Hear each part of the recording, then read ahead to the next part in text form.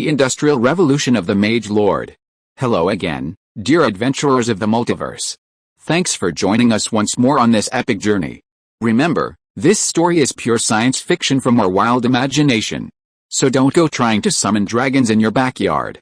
The rights of this amazing novel belong entirely to its original author. We are only the narrators. Do you want more adventures? Show some love to our YouTube channel with a subscription and a like. And if you want exclusive content, our Patreon is waiting for you with open arms. Chapter 51 Three-Party Online Transaction. Harvey was dragged straight from his soft bed by Reiner, dazed and helped to sit before the magic brain instrument. Having recently pulled all-nighters with Arstalin to produce the first batch of magic energy guns, Harvey was jet-lagged and exhausted. If Reiner hadn't warned him he needed to be awakened, he would have nearly missed this week's forum exchange. When Harvey slowly logged onto the Magic Network forum, he discovered the greetings had already concluded. Magic Shield, the demon offensive in the Evil Moon Mountains has suddenly weakened. Why didn't they pursue it? The hybrid monsters joining the fray clearly gave them such an advantageous position. Flame Sun, perhaps the hybrid monsters are consuming too many resources, and their supply lines are on the verge of collapse. Frost Giant, what are you dreaming about? In this year's war, the Federation hasn't succeeded in any of their attacks on demon supply lines. Flame Sun, then tell me, why did they suddenly weaken their offensive?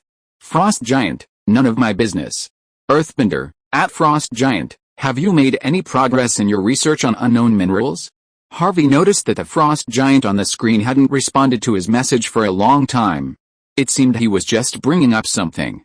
This forum member, who boasted of his exceptional ore identification skills, had apparently hid a wall analyzing the beetle ore. Harvey was unfazed. He simply waited for the other party to inquire about it, then offered a high price for his research. After all, the other party only had one such ore, and Harvey had no concerns about his technology being cracked or copied. Even if this mysterious beetle creature existed elsewhere on the continent, Harvey was confident that no one would happen to possess the legendary spellcasting ingredient, high-level vampire blood, and then, by chance, conduct an analysis of the ore. Frost Giant, you should ask the instigator, at Kilthuzid, about this question. Let him consider whether he's willing to share.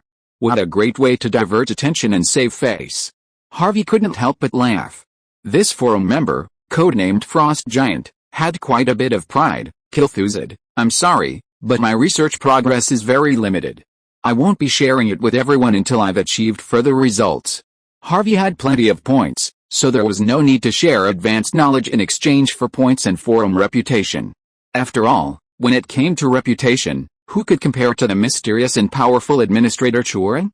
Their main goal today was to find a way to exchange a powerful third-level spell at the exchange meeting, suitable for their beginner spellcaster level, preferably a necromancy spell or something else that harnessed death energy. But directly seeking a deal would immediately expose their disguise as a high-level spellcaster, revealing their true nature as a noob. High-level spellcasters still had to find others in the forum to trade for elementary spells. This was a joke in the spellcasting world, so Harvey had to think of a tactful excuse to cover it up. Sure enough, after the exchange meeting, the Frost Giant immediately sent a message to Harvey. Frost Giant, Mr. Kilthuzid, regarding the research progress on the ore you mentioned at the exchange meeting, can you share it with me for a fee? Kilthuzid, what are you offering in exchange? I'm not short of points, and I'm not considering a direct cash exchange. Frost Giant, haha, I expected that. A spellcaster like you who can successfully explore the ancient wizard ruins must be a battle mage, right? Harvey neither denied nor confirmed, not responding immediately to maintain the secrecy of his identity. Frost Giant, I don't intend to explore your identity. If you don't mind, I'd like to bring in another forum member to achieve a satisfactory outcome through a three-way transaction. Wow, this Frost Giant actually possesses such a unique and avant-garde business acumen. It's truly rare. Harvey deliberately considered the matter for a moment before calmly agreeing. Soon, the codename Scorching Overlord lit up on the crystal panel, and this member, suspected to be a legendary spellcaster, joined Harvey's trade chat with the Frost Giant. Frost Giant, Mr. Scorching Overlord is a powerful spellcaster with a rich collection. I will provide one of his desired trade items, and he will provide one of Mr. Kilthuzid's. This rotating trade will ensure a profit for all three of us. Scorching Overlord, I have no objection, but I will consider whether Mr. Kilthuzid's request matches the value of the item I will receive. Frost Giant, of course. If the value of the exchanged items is unequal, I am willing to compensate for the difference, Kilthuzid. I have no objection either. Harvey had already thought of a pretext, but since the transaction was with a suspected legendary spellcaster, the Scorching Overlord, he felt he could even be a little greedy. Kilthuzid, a necromancer friend of mine needs a junior, third-level necromancy spell for his apprentice. However, my friend is a combat-oriented spellcaster with limited experience in spellcasting, so I'd like to exchange it for a creative or improved necromancy spell. Harvey planned to ask for a high price and wait for the other party to pay him back. Creative spells are indeed extremely valuable. Most spellcasters consider them their ultimate strengths and won't trade them casually. However, a junior, third-level creative spell is clearly useless. After all, it's still elementary, and its power is far inferior to that of intermediate or advanced general-purpose spells. This type of spell creation is often the scraps that legendary spellcasters use as practice during their research. Scorching Overlord, do you need a combat spell or a support spell? Harvey's eyes lit up, sensing the potential for a deal, and he quickly typed a reply. Kilthuzid, combat type. My friend belongs to the necromancer faction, and all mages are combat type. Frost Giant, haha, it seems we're comrades exploring the ruins together. Your friendship is commendable. Scorching Overlord, a primary third-level necromancy spell, a creative spell called Mirror Image Curse. The effect is to create a phantom mirror image of the caster. This phantom will follow the caster's will and curse the designated target. This curse directly damages the target's soul and cannot be immune by any primary defensive spell, but can be dispelled by radiance. Harvey stared at the text on the crystal plate, stunned for several seconds before recovering. As expected of a legendary spellcaster's creative spell, it's actually the most powerful curse among the forbidden spells. This Mr. Scorching Overlord is truly arrogant, so blatantly displaying his research and creation of forbidden spells. Kilthuzid, I accept the deal. It's a fairly powerful spell. Frost Giant, that's great. Mr. Scorching Overlord will hand over the spell to me later. I'll pass it on after Mr. Kilthuzid and I verify the results of your research.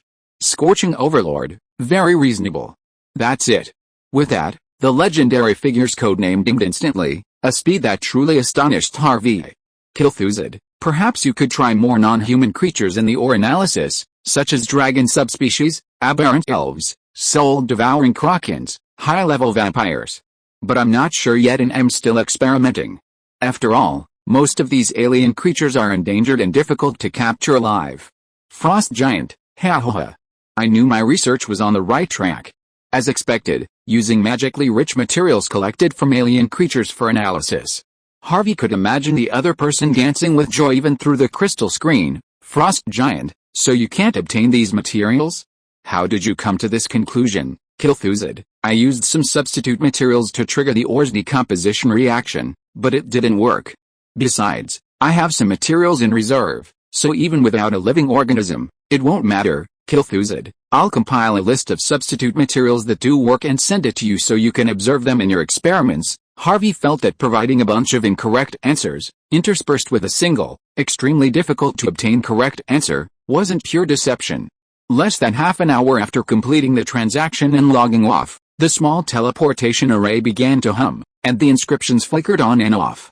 A scroll, sealed with a magical seal, lay quietly in the center of the teleportation array. This is a common method used by spellcasters to keep documents confidential.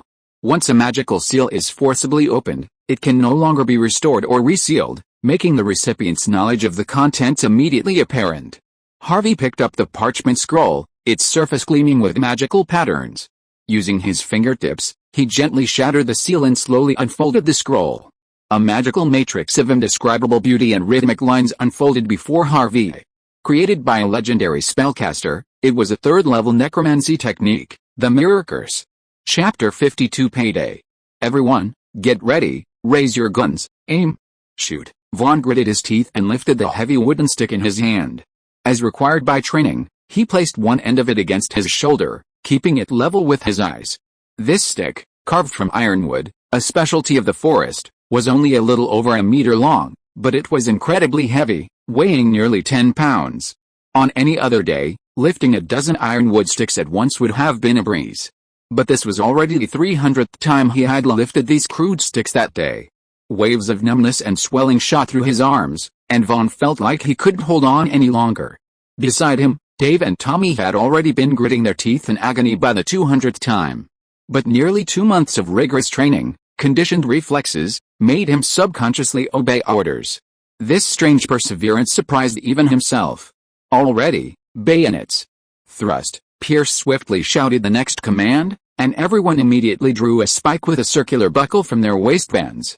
With deft movements, they inserted the buckle into the tip of a wooden stick, gripping it in unison. Kill! Kill! Kill! With a deep, hoarse chant, everyone thrust their spike sticks forward with equal force and angle, quickly completing 3 thrusts. Already, rest, Vaughn heard a sudden gasp from the surroundings, and he breathed a sigh of relief. He tucked the sticks under his arms, sat down on the ground, and began to rub his swollen and sore arms. Several new blisters had formed on his already rough, calloused palms, which Vaughn carelessly popped, then rubbed them vigorously in the sand. "Brother Vaughn, why are you doing this again?" Tommy inched closer. "The commander said that if you get blisters on your hands and feet, you must go to Uncle Rooney, who's in charge of logistics, and get some ointment to apply." Dave chimed in. "Right. Commander Pierce said that if wounds aren't treated, they'll fester. It's called infection." Vaughn curled his lips and said nothing, thinking to himself that he wasn't so fragile. Even now, he still didn't understand Commander Pierce's purpose in using such strange and rigorous training methods. But he had to admit, after nearly 2 months of hard work, the entire militia had become more organized. From daily life and formation drills to the agonizing long-distance cross-country runs, and even today's bizarre rifle-raising drills, they all demonstrated a unit's distinctive characteristics, discipline and uniformity. Their role was definitely not just routine patrols and fighting the sporadic fellow orcs that strayed into the territory. Vaughn couldn't help but recall the massive wars he had experienced in the past, the battles between the fell orc tribes, drums pounded, horns blew, and then vast crowds of warriors rushed forward, leaving rivers of blood and chaos. He even felt that the chaotic chaos, compared to the orderly organization of his own troops, had a rather unpleasant quality, like a thug's hand-to-hand fight at the village entrance. Vaughn, today's payday. After training, Pierce walked to the front of the group, carrying a briefcase. He announced that the promised salary, the militia's pay, would be distributed today, and that the end of each month would be the same. Despite their exhaustion from training, everyone raised their arms and cheered. Pierce then pulled out a list of names and read out each person's name, from captain down to rank and file, inviting them to come forward to receive their pay. "Huh? Isn't this money? Isn't this just a piece of paper?" Wayne, who had been chosen as a team leader like Vaughn, couldn't help but wonder when he and Pierce handed over a stack of colorful pieces of paper. Vaughn instinctively took the paper and gently rubbed it in his hands, finding it perfectly wrinkle-free. "This paper is so beautiful," Vaughn couldn't help but mutter. The front of the paper was painted with intricate patterns and designs, with a large number printed in the center. The back depicted a line drawing of the Lord's castle, looking very lifelike. 50? This symbol means 50. After a month or two of literacy training, Vaughn had already mastered the meaning of each number symbol. After all, these symbols were the easiest to remember. Pierce's cold voice echoed at this moment, and the chattering of the crowd suddenly died down. In Lord Harvey's territory, only these paper notes, called gold dollars, can be used for purchases. You may be dissatisfied and exchange these notes for metal coins at the designated exchange booths in the market, but I guarantee you won't be able to buy even a single pig's hair in the territory with those metal coins. The implicit meaning was clear. Anyone who considered these gold dollars worthless could exchange them for silver or gold pounds and then leave the territory and fend for themselves. Pierce briefly explained, then declared the day's training over and disbanded the militia. "Brother Vaughn, can you really buy anything with this?" Tommy, clutching the folded paper, remained skeptical. "Let's exchange it for currency. The militia provides food and shelter, so we can save up the money." Duff grinned disdainfully. "If the commander says it's usable, then it's usable. I don't care about anything else. I want to buy a new pair of boots." The heel of one of the leather boots issued by the logistics department had already been worn through by the intense daily training. The next free uniform set wouldn't be until the second half of the year. He'd long since gotten used to wearing light, soft leather boots and didn't want to walk barefoot anymore. Vaughn nodded. He wanted a pair of leather gloves to protect his palms. The constant rubbing was causing him some discomfort. The small group chatted as they walked and soon arrived at a convenience market in a riverside residential area. It had only opened a week ago, but the neat rows of stalls were bare. At the time, the territory was still in the process of distributing supplies, and no one had money in their pockets, so no one paid much attention to the empty market. Today was different. It was almost evening when they arrived, and the market was bustling with people, most of whom were huddled in front of a wooden stall, noisily arguing about something. Can I exchange these for coins, sir? Can these pieces of paper really be exchanged for food? What about meat? Can I get meat, too? Reiner, dressed in standard wizard robes, sat upright in the wooden stall, flanked by two towering alchemical beasts, a formidable presence. Anyone who wishes to exchange for coins, please come forward and line up. The Lord will never go back on his word. He turned his metal skull, a faint blue soul fire flickering slowly in his eye sockets. He surveyed the crowd surrounding the wooden stall, frightening everyone back a few steps. Finally, a handful of people bravely stepped forward, exchanged their notes for real money, and then left the market in disgrace. After all, these metal coins were not circulated in the territory. Anyone who wanted to purchase goods had to exchange them with others. Vaughn only paused to observe for a moment before nudging Tommy and asking with a hint of sarcasm, "Are you still going to exchange?" Tommy shrank back and shook his head. He was terrified of those metal monsters, and he didn't want to offend the old metal mage named Reiner. "Then let's go buy something nice to reward ourselves for this month's hard work." They reached a spacious wooden stall and found a variety of exquisite foods piled high in wicker baskets of various shapes. "Wow! Smoked venison. It smells so good." Dave swallowed with a gulp, his eyes wide open as he stared at the basket of smoked meat in front of him. "That's fresh, tender lamb. My goodness. It looks so plump." Tommy's mouth watered as he stared at another basket. Vaughn, perusing the rows of baskets, spotted a golden-hued basket of meat that looked incredibly tempting. "What's this, huh? Brother Vaughn? What are you doing here?" Sam asked in surprise, poking his head out of the woodshed. Vaughn was also surprised. "Why are you here, little Sam?" Sam replied with a grin, "I'm working. The convenience market is owned by the Lord, and we're all salespeople. We get a salary, and if our sales, well, we get bonuses." Vaughn frowned, puzzled. "Didn't I tell you to go to school? Why don't you just go? Illiterate people are useless." He remembered the classic quotes of Mr. Asdalin, who had taught them literacy and knowledge. Sam, unfazed by his stern face, continued his playful explanation, "I only come to work at night. I go to school properly during the day." He turned and held out a large, flat wooden tray, on which were placed an assortment of cut meats. "Come on, Brother Vaughn, try some of this good stuff." Vaughn was startled and covered Sam's mouth with his hand. "What are you yelling about? These are the Lord's goods. How dare you just give them away? Woo-woo, woo-woo, this is a free sample." Sam struggled to escape. "The Lord said that customers can taste some of the food for free. If they like it, they can buy it." Vaughn was still hesitating when Dave swooped in, snatched up a small piece of golden meat, and quickly stuffed it into his mouth. Delicious. So fragrant. So crispy. Dave's eyes lit up, and he wanted to reach for the tray again. Sam quickly took the tray away and said with a smile, "This is a fried pork chop. If you like it, buy some. Please take care of my business." Vaughn tasted a piece as well. The crispy texture with a hint of fat made him squint. It was so delicious. He had never tasted such delicious meat in his life. "Look at my salary. How much can I buy with it?" He pulled out all the banknotes he had been given today.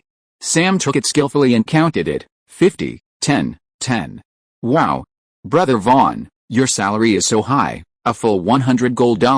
He pointed to the wooden sign with the number on the fried pork chop basket. $5 can buy a pound of pork chops. "Do you really want to spend all your salary on it? It will go bad if you don't finish it." Vaughn had never seen any coins in his life, so naturally he had no concept of money. He waved his hand and said decisively, 10 pounds of pork chops. Smoked venison takes a long time to store, so use the rest of the money to buy it." Tommy came over and whispered a reminder, "Leather gloves, buy them when you get your salary next month. Chapter 53 is now available. Please pre-order." Yesterday, I suddenly received a notice from the editor that the book will be published tonight at 8 o'clock. This is my first time writing a book, my first time signing a contract, and my first time publishing it. My original plan was to apply for publication when the first volume reached the climax of the plot, around 180,000 words. I am very grateful for the support and encouragement from every reader over the past month, and I have received many comments and suggestions. I plan to wait a few days to start correcting some of the logical bugs and details in the early stages. I can't say how difficult it is for a new author who writes part-time, but it is indeed more difficult than for full-time authors. I can only promise to update at least 5,600 words a day, ranging from 2 to 3 chapters. If I'm delayed by a business trip or something else, I will fill in the gaps with the saved manuscripts I prepared in advance, and I will never miss a chapter. Anyway, it will be published on the shelves on time at 8 o'clock tonight, and I will update 3 chapters first. I took the annual leave today and wrote a lot at home. Finally, please subscribe. Please keep reading. Chapter 54, Gun Test. Even after summer arrived in the northern wastes, the temperature hadn't risen much. The temperature difference between morning and evening remained significant, and most citizens who needed to work outside still wore thicker cotton outerwear. After completing his daily required spell practice, Harvey stood on the second-floor balcony of the main fort, gazing at the bustling crowds in the distance. He couldn't help but sigh. The territory is finally getting back on track, as Dallin squinted at the rising sun. After the first payday, about 100 citizens chose to exchange their gold notes for metal coins. Harvey shook his head, unconcerned. Let them go. I won't provide them with free food anymore. They need to pay monthly rent for the temporary housing they are given. They won't be able to last long, as Dallin asked doubtfully. What if they choose to flee the territory with money?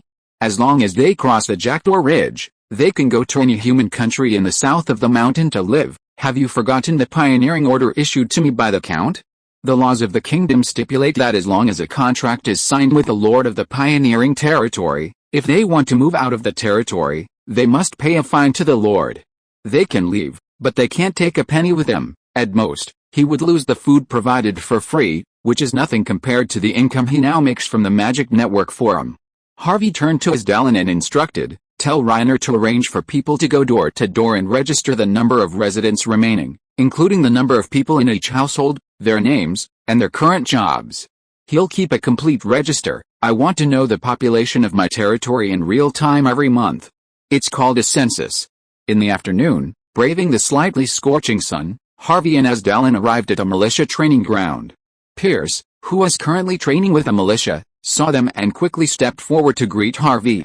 This area, located on the northern side of the territory, near the wall, has been officially converted into a militia training camp.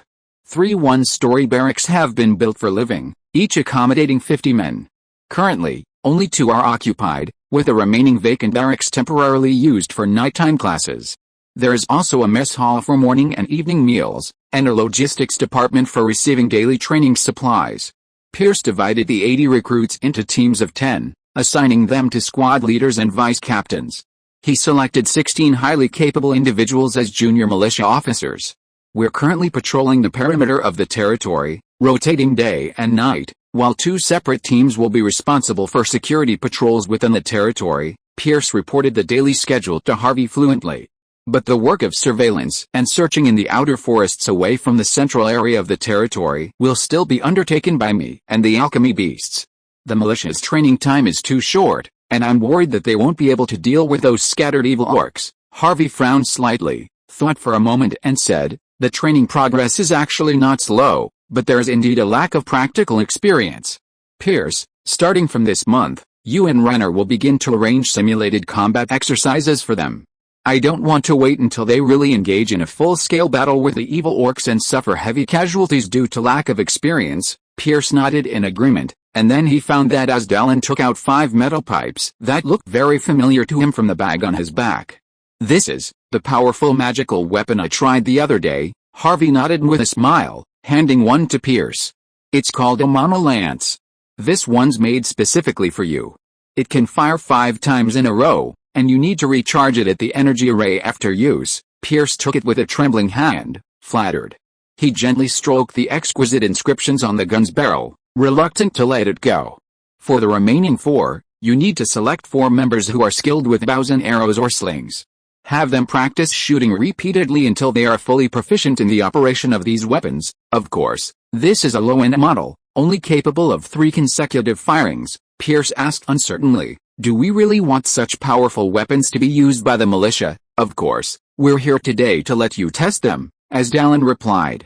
Suddenly, 3 wooden cages were wheeled onto the training ground, each holding a living fell orc. These were captured by Pierce during his recent patrols and brought back for Harvey to experiment with. The militia stood in neat formation on the playground. With the overlord watching from a nearby platform, no one dared to whisper, each one desperately trying to show off their skills by sticking out their chests. However, many still glared at the roaring orcs in the cages, their eyes tinged with fear. All captains, step out. Vaughn, perking up, strode forward with the other captains to the front of the formation. Pierce, with a stern expression, pulled a mana spear from the nearby weapon rack. He stood in front of the militia, holding it high for everyone to see. This is a new weapon bestowed upon us by the Overlord. It's called the mana spear. Now, watch me demonstrate how to use it. He turned to face the cages and nodded slightly to a nearby support worker, who immediately picked up a long iron hook and pried open the grill of one of the cages. The orc inside was startled for a moment, but then reacted instantly, leaping out of its cage and charging straight at Pierce, who was a few steps away.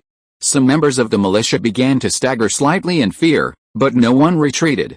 The hunter stood still, quickly raising his rifle, resting the handle against his shoulder, aiming the muzzle at the target, and gently pulling the trigger.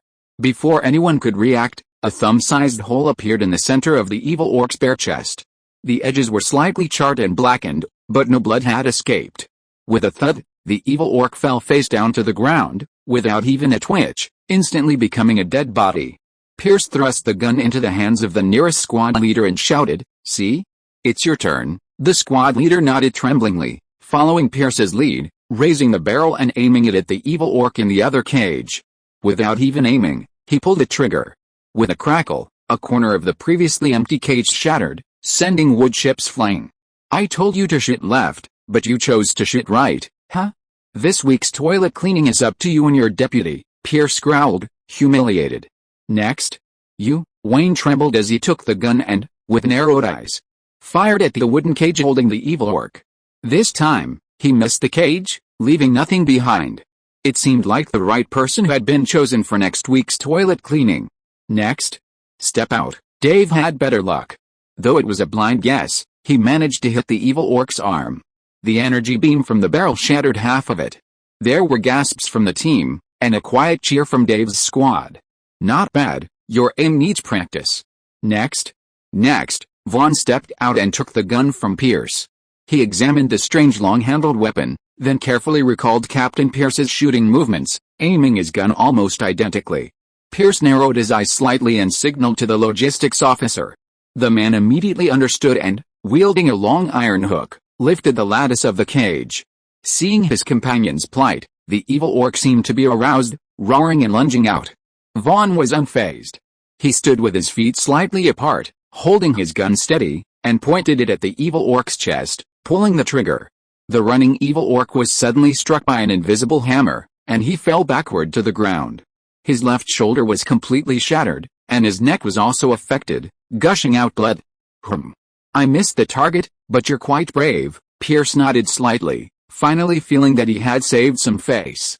He turned to look at Harvey on the platform and saw that the master was also smiling and nodding at him, and he couldn't help but breathe a sigh of relief.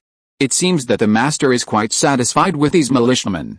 If you are listening to this novel on a channel other than Fanfic World, it means it was downloaded and re-uploaded without effort.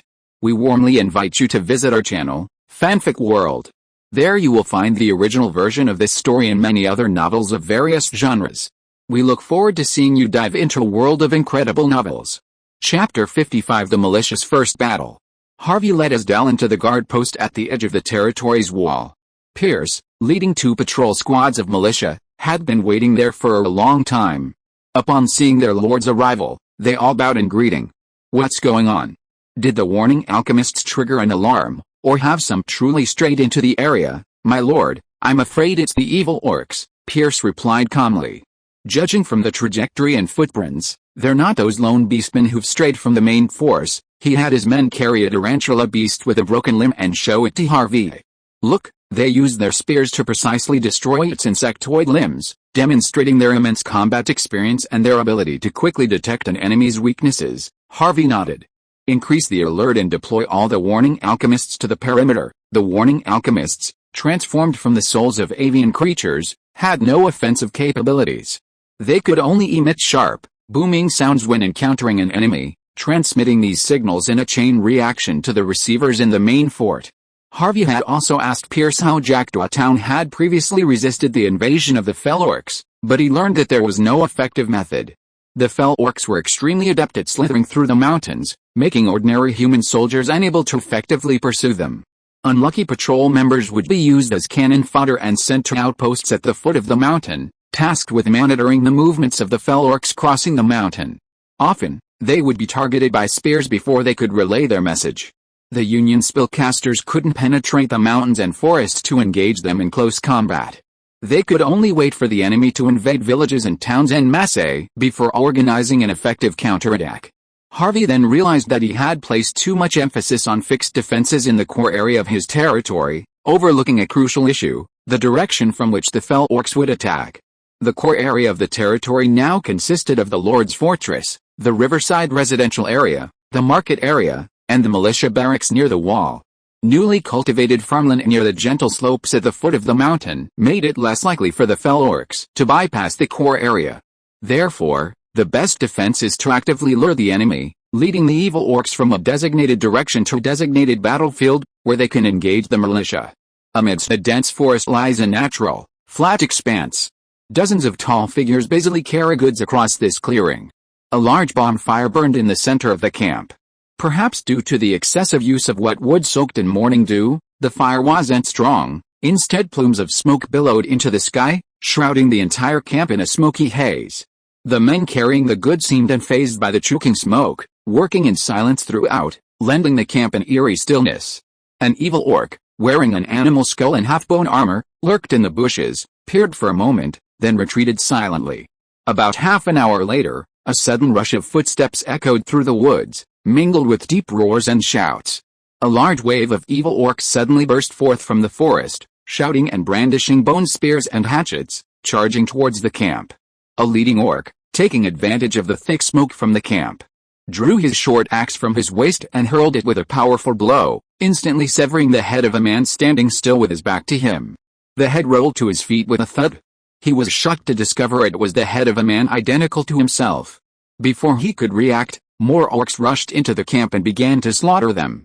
Some, noticing something unusual, froze in confusion. How could the entire camp be made up of his own kind?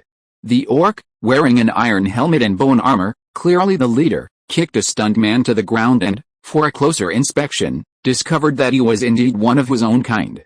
His face was rotten beyond recognition, and the stench of decay permeated the air. The people carrying goods back and forth in this camp were all dead. Suddenly, a sharp whistle rang out from the woods on either side of the camp. The leader turned his head to look in the direction of the whistle, but suddenly his whole body shook, and he fell to the ground, motionless. Another evil orc beside him quickly turned it over and discovered that the iron helmet visor on its head had completely shattered. A hole the size of a finger had appeared in the center of the visor, and blood was gushing out. The evil orc near the woods immediately drew the bone spear from his waist and was about to throw it at the shaking bushes when a sudden burst of blood, mixed with fragments of internal organs, erupted from his waist and sprayed all over the ground. The sharp-eyed evil orc had already seen strange long sticks protruding from the trees. Then, one after another, his fellow orcs suddenly fell to the ground with screams of agony, some with limbs shattered, others with chunks of flesh torn out by the claws of a ferocious beast. Fear gripped his heart in an instant, and he dropped his hatchet, howling, and turned to run in the opposite direction. He had only taken a few steps when a sharp pain in his left leg sent him crashing sideways to the ground, writhing in agony. In the smoke-filled camp, no one was left standing. The orcs, still struggling to survive, noticed a group of men, draped in garments woven from leaves and grass, emerging from the bushes. They were attaching something to the tip of a strange long staff. Gradually, they entered the camp, raising the tips of their long staffs and repeatedly stabbing each of the lying orcs in the chest. "How is it going? Did the trap for the orcs succeed?" Harvey anxiously inquired, watching Pierce, who had hurried back to report on the battle. "Sir, we completely wiped out a 50-man outpost, with no casualties on our side."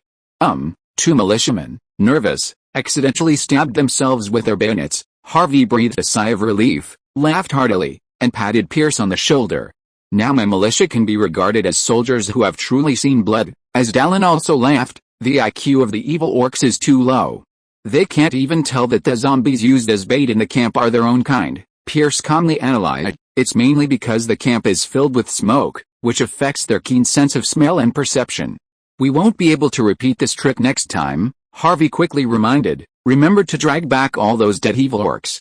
I don't have many zombies left, Pierce bowed and saluted. They are on the way, sir. He raised his head again, with a hint of inexplicable fanaticism in his eyes. Sir, we only sent out 50 militiamen, equipped with 30 magic guns, and we were able to strangle an outpost team without any harm. Even I didn't expect such a result. In order to prevent heavy casualties among the militia, Pierce had already mobilized 20 wolf spider beasts to ambush around the camp, but they were of no use at all. This kind of magic weapon is really too powerful. They can't resist it at all. They may not even know what killed them until they die, he murmured excitedly. If you can equip all the militia members with magic guns, I think I can lead them directly towards the river valley and drive them back to the other side of the river. Harvey reached out to straighten Pierce's slightly crooked uniform collar and explained patiently, don't be too confident. We are ambushing this time. Frontal combat will not be so easy. You have to hurry up and let every militia member have the opportunity to master shooting skills and accuracy. As for the magic guns, the laboratory is already working overtime to make them. I haven't had a good rest for many days. Pierce felt a little ashamed, his face flushed and he apologized to Harvey repeatedly. Standing beside him, Asterlin asked quietly, what about you, Pierce? What are your achievements today? Pierce puffed out his chest and bowed slightly to his mentor. 5 energy beams, 5 evil orcs, all hit in the head. No misses, Mr. Asterlin. Chapter 56, Recruiting Additional Troops and Target Shooting Competition. The energy-absorbing beetles intensively reared in the underground laboratory have entered a new breeding season. Since Harvey began regularly feeding them large quantities of low-level energy-charging magic stones, he has been able to precisely shorten the beetles' breeding cycle to once every 3 months. The price, of course, is a monthly magic stone expenditure of 500 gold pounds, but the monthly income from the Magic Network teleportation array just covers this ongoing expense, barely breaking even. Since establishing a good online partnership with the Frost Giant, Harvey can also purchase some lower-quality energy-charging magic stones from him at a significant discount. The energy-absorbing beetles have no particular requirements for the quality of this magical feed. This forum member, who constantly engages in intense lane battles with the Son of Flame, is likely backed by a large magic stone mine or magic guild. As Dallin walked over to the lab table, looking at the magic guns freshly pulled from the assembly line, he sighed with a hint of regret. I never thought that in just 3 months, we'd equip an entire militia with these weapons. Harvey reached out and hit the on-off button on the assembly line, sending the busy alchemy beasts to stand by and recharge. This batch of 30 magic guns will soon be ready for the second wave of militia recruits. Just a week ago, he had issued a new conscription order, recruiting over 300 more militiamen to bolster the ranks, bringing the territory's total to 500. With the arrival of midsummer, more and more refugees appeared in the Jackdaw Ridge area of the Divine Spine Mountains. Many ventured across the mountains to the human kingdoms of the southern continent, but were ruthlessly expelled by the local nobles. With a harvest still to come, no noble lord was willing to accept these impoverished refugees, provide them with free food and shelter, and risk a summer epidemic. Harvey seized this opportunity to recruit a large number of refugees who had been repatriated to the north, successfully expanding his territory's population to nearly 3,000. The land of the Divine Spine Mountains and the wastelands was exceptionally fertile, and resources abounded. Since the territory successfully issued its own paper currency, it had achieved a relatively stable market cycle. For now, at least, it was completely self-sufficient in food, relying on its old partner, the Dragonstone Chamber of Commerce, for only a small amount of luxury goods like clothing, alcohol, and tobacco for import and transportation. Harvey revived several economic projects he had previously hesitated to consider on his own, building a cement factory and an iron foundry. These provided jobs for the newly arrived refugees while also establishing a foundation for a military industry. Making cement was now a simple task for Harvey. The abundant natural limestone, gypsum, and clay beneath the mountains provided readily available materials. He had his workhorse alchemists build a blast furnace and firing chamber, firing the mixture uniformly at the same temperature as iron ore casting. The clinker was then ground and mixed with gypsum powder to produce a large quantity of finished cement. Harvey also relied on the constant supply of cement to build new housing for his subjects. Compared to the stone, brick, and wooden houses he had previously constructed, these houses were sturdier and warmer. Of course, these houses weren't given away for free. The subjects still had to pay monthly rent to the Lord, which was deducted directly from their salaries.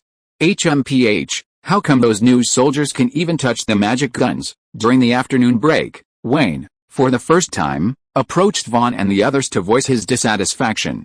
Although the two had usually had little contact due to previous discrimination and conflicts, since the new recruits arrived at the barracks, they, as the first members of the militia, had begun to form a close bond.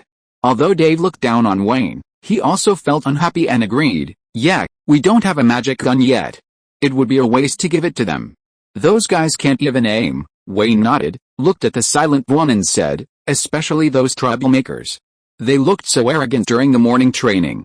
"Humph, it's just that they ran a little faster and were praised by Chief Pierce. What do you think, Vaughn? Do you want to teach them a lesson during the emergency meeting tonight?" Because of Vaughn's excellent training results and the best aiming of the magic gun in the team, when a new threat appeared, everyone implicitly regarded him as the leader of their small group. Vaughn pondered for a moment, then spoke slowly. "We can't engage in private confrontation with them, unless you're willing to stay in the confinement room next to the toilet." The commander said strength comes first. "Only by using real ability to suppress them can we avoid trouble and keep them in check." The other team leaders and deputies gathered around nodded. Vaughn was indeed very steady, and his words convinced the others.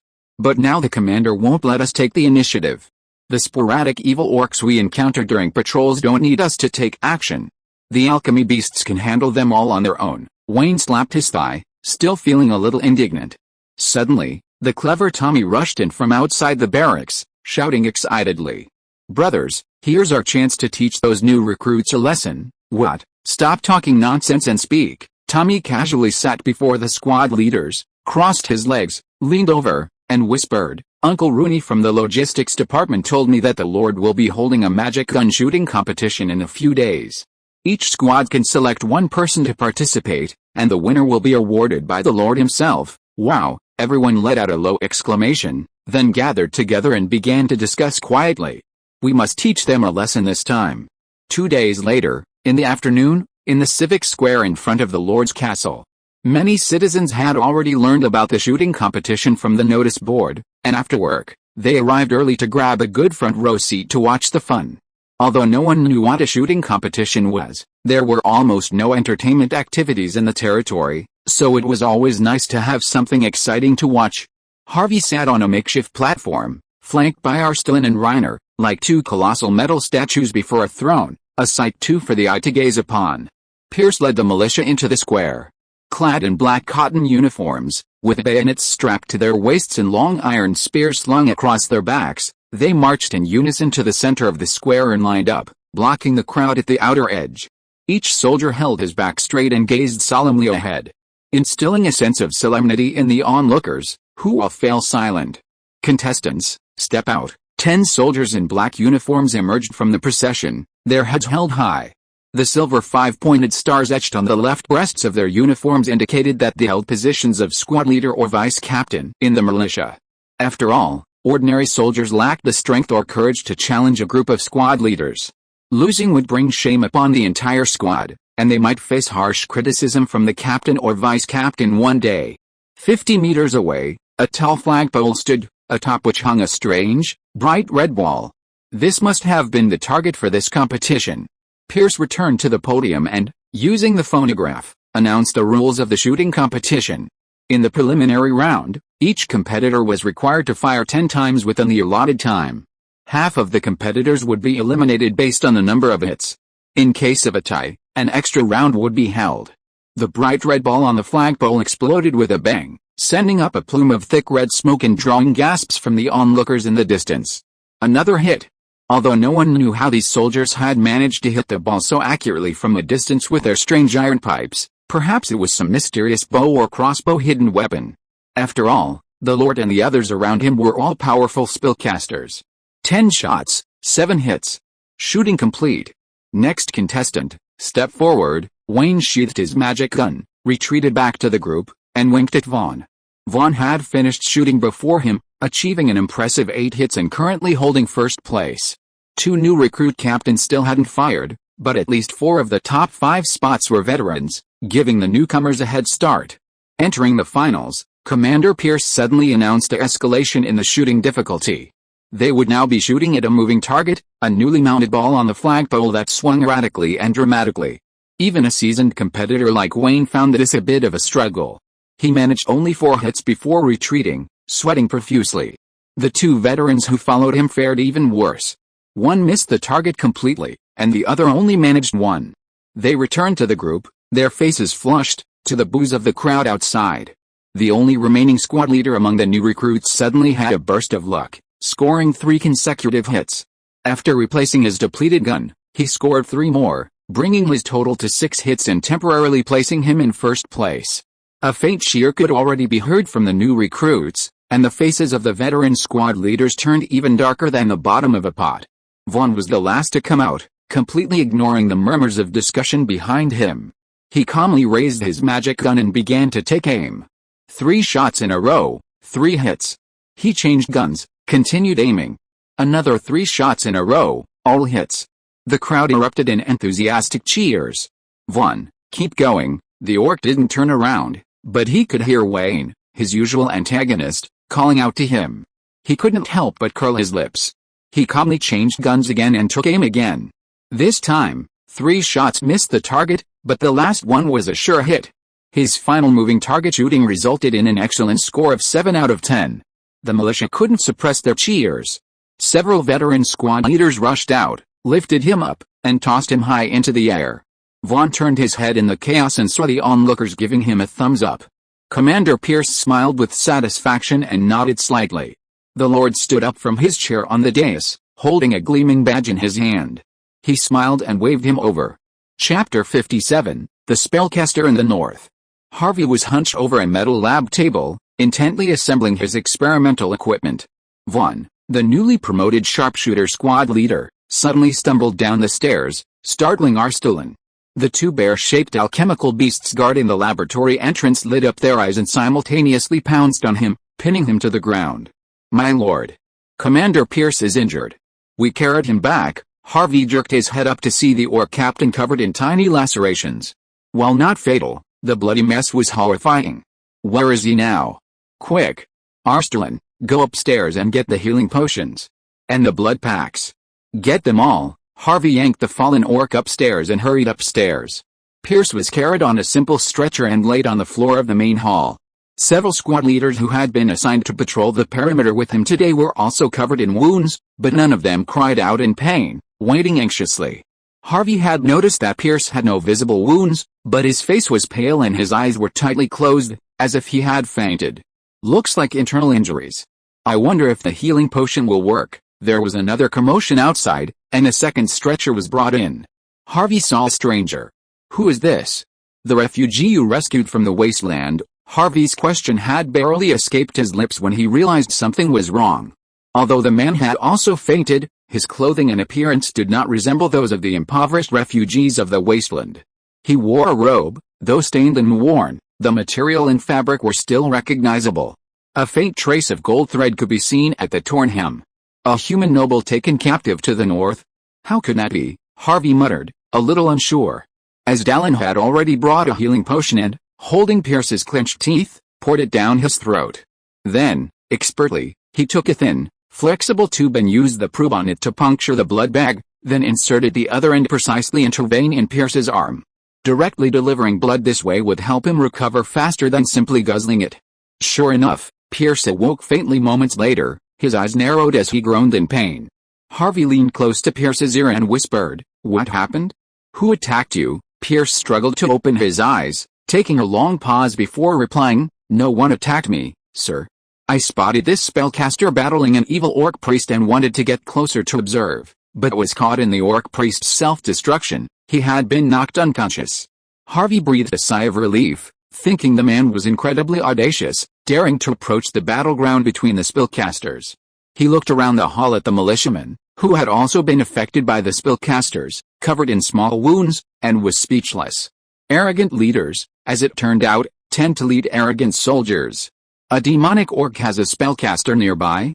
Can you roughly judge the priest's abilities? Pierce thought for a moment before slowly answering. It seems to rely entirely on a strange wooden staff, unleashing poisonous mist and venom that instantly withers vegetation. He appeared to be a low-level spellcaster, possessing a poisonous weapon. What about this human spellcaster? What kind of combat techniques does he employ? He seems to be able to manipulate the trees and thorns around him, binding the priest tightly and forcing him to self-destruct, thereby destroying both of them. A nature spellcaster. Harvey's eyes narrowed, sensing something was amiss. Hearing this, Asdalon, standing nearby, immediately crouched beside the man and reached out to brush aside his thick, tangled hair. A pointed ear was revealed, while the other ear was mutilated, as if it had been cut in half. Asdalon scoffed, his tone self-deprecating. A hybrid elf. No wonder. The elves, a stubbornly ancient race, have thrived on the southern continent since the Age of Dragons, possessing a natural talent for natural magic. They strictly adhere to the principle of non-marriage, even between different branches of the elves. However, some immortals, blinded by love, find themselves drawn to the short-lived humans and marry, giving birth to half-human, half-elf hybrids. The consequences are, of course, no less tragic than those of hybrids like Asdalon: banishment at best, imprisonment or execution at worst. But the elves go even further, forcing a strict agreement with the human kingdoms and the union that no one may harbor or aid these hybrids, accused of bloodline contamination, on pain of open opposition to the elves. It seems this unfortunate hybrid elf, having no place to stay in the southern continent, has fled to the northern wastes to seek a living. I wonder where he got his regal wizard robes. Harvey ordered the wounded soldiers to carry his commander back to the barracks for rest, while he nodded to Asdalon. He immediately understood and activated the communication device on his prosthetic body, calling for Reiner, who was out on duty. Igno awoke from his coma and, upon opening his eyes, found two black iron rods pressed against his temples, one on each side. Where are we? What are you doing? He didn't think the rods posed any threat and instinctively twisted his body, trying to rise. He found himself securely tied to a long metal table, unable to move. He then saw two tall, monstrous, humanoid metal skeletons standing on either side, each with a strange flame, one red and one blue, flickering in its eye sockets. Sir, please behave yourself. If I catch you even lip-syncing a spell, your head will explode instantly, and even your 9-ring healing spell won't be able to put it back. This metal skeleton could actually speak. Could it be that the alchemy quest's life transmutation experiment was successful? Igno understood the threat and immediately pursed his lips, his eyes darting. Harvey then stepped forward with confidence. What's your name? Mr. Hybrid Elf. Harvey wasn't surprised to see the man's face suddenly turn pale. Igno Medeiros, a freelance spellcaster from Malaya? Harvey raised an eyebrow in curiosity and pressed, You're from Malaya? Haha, when did the Union allow hybrid elves to be taken in? Igno's face turned from pale to flushed, as if he felt insulted. But the iron pipe against his head gently exerted pressure on him, and he didn't dare to refuse an answer. I used a magical disguise and never dealt with high-level spellcasters in the Federation. I just secretly learned magic in LA. How did you get to the northern wasteland? Was your identity in LA exposed? Harvey pointed out the problem in his words sharply. As expected, the other person shuddered, then mumbled, Indeed, my magic teacher is handing me over to the Union. I'll be handed over to the elves. I don't want to return to that place, imprisoned in a dark dungeon. Harvey chuckled, but there aren't any human spellcasting organizations in the north. You're courting death by going to the fell orcs' territory. The hybrid elf tried to justify his seemingly foolish actions. I read in an ancient history book that before the Union was founded, a large wizard family migrated to the north and founded a wizard kingdom called the City of Eternal Night. I want to find that legendary wizard kingdom. Perhaps there they would accept me and allow me to learn more about magic. Harvey was stunned, and subconsciously glanced at Asdalon, who was also looking at him. Then, seeing him shake his head slightly, he immediately understood. Igno, I have to admit that you're fanciful. There are no wizard kingdoms in the northern wastes anymore. They were destroyed by the invasion of the demons. Chapter 58 Production Accident. Come to think of it, your teacher was truly inhuman. Reiner looked at the half-elf Egno with sympathy, his heart aching for his tragic story. He revered and loved his magic teacher as a father, risking his identity by using his elven-born healing skills to save his son, who had been seriously injured and dying after falling from a horse. However, his teacher discovered his mistake and reported him to the Union. Had Egno not possessed a transmutation artifact passed down from his father's family, allowing him to cleverly disguise himself and escape a lair, he would have been imprisoned in the elven city of Lorraine. Egno sighed, unwilling to dwell on the depressing past. I've enchanted all these seeds. After the harvest in late summer, you can allocate a separate plot of land to plant these enchanted seeds. Harvey had already publicly stated that, as long as Egno remained kind, he would be willing to take in a homeless half-elf spellcaster and keep his identity a secret. But Egno had been here for nearly half a month. Besides wandering the territory daily, no one had assigned him any tasks. He spent his days eating exquisite food delivered from the teleportation array and sleeping on the soft, comfortable bed in his single bedroom, feeling ashamed of living a life of free food. He was not allowed to enter the underground laboratory, and when he tried to go to the barracks to see the soldiers carrying strange iron rods all day, he was politely asked not to approach. Egno knew he wasn't yet fully trusted and accepted by the people here. Just as he finally couldn't contain his anger and wanted to find Lord Harvey and actively seek a job, Reiner came to him. He handed him a batch of various crop seeds and asked you if he could enchant them to repel pests and diseases and increase yields. Egno was no stranger to the natural magic of growth. His mother was the clan's agricultural officer responsible for catalyzing the golden tree. With an amplification device to assist in the casting, he could even catalyze a seed into a mature sapling in a matter of minutes. These seeds are resistant to most natural pests and diseases, but they're not resistant to cold temperatures. After all, I haven't made such improvements yet, so I can't guarantee the yield. You'll need to wait until harvest time to observe the results. Reiner nodded in satisfaction and called 2 members of the Ministry of Agriculture to prepare to move the bags of seeds. Wait, Egno hurriedly stopped Reiner, asking somewhat sheepishly. Can I come with you to the farm? I don't have anything else to do, so maybe I can help. Reiner paused, as if hesitating. Egno quickly added, don't worry, I won't disturb anyone else's work. Let me check on the crops and the fields. After all, I'm a nature spellcaster.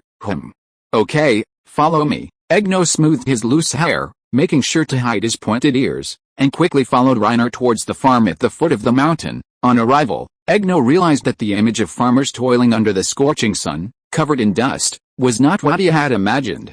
A vast expanse of golden fields was neatly divided into dozens of plots. A meter-wide aqueduct brought clear water from the mountains, flowing through several small mills before distributing into several tributaries and merging into ditches beside the fields. The gentle slopes near the foot of the mountain were terraced, planted with lush green vegetables. Several short, yet extremely long-armed, humanoid alchemy beasts moved through the vegetable fields, expertly plucking the fresh veggies. Barley harvest was approaching, and several farmers in straw hats walked along the ridges, observing the ripeness of the ears and discussing the optimal harvest time. Seeing Reiner and the others approach, they hurried over and bowed. Such a large field, and just a few farmers can manage it, Egno was amazed. Reiner pointed to the nearby woods and chuckled, the alchemy beasts do the heavy lifting. Summer afternoons are too hot, and most of the farm hands are out in the woods picking fruits. Egno stood on tiptoe, peering into the trees. He saw figures moving within, occasionally erupting in boisterous laughter. A good harvest truly brings joy. But he hadn't anticipated how quickly that joy would turn to shock. Maisui felt his entire body trembling, cold sweat pouring from his forehead into his eyes, yet he dared not close his eyes. The screams of his companion, Wagwa, on his back had grown hoarse. He quickened his pace again, wishing he had 8 legs like the alchemy beasts that patrolled the woods day and night. He felt damned. Master Reiner had repeatedly warned him, yet he had neglected his duty. Initially, he had been smug about being assigned to control the alchemy beasts.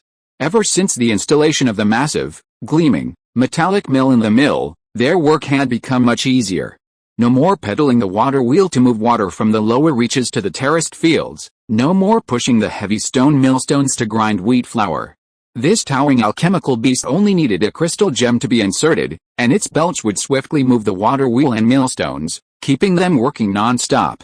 Lord Reiner had repeatedly demonstrated that if work continued for more than 2 hours, the crystal gems should be removed and replaced with icy ice gems. This would cool everyone down and prevent them from overworking themselves to death.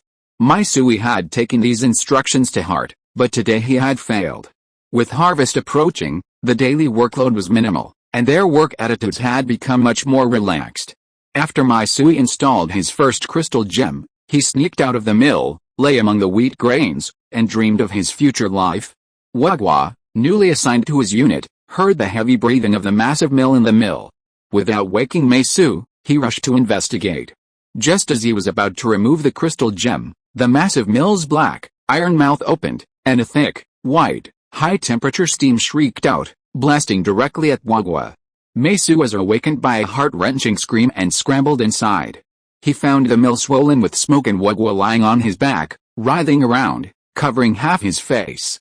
He pounced on Wagwa's hands and was instantly horrified.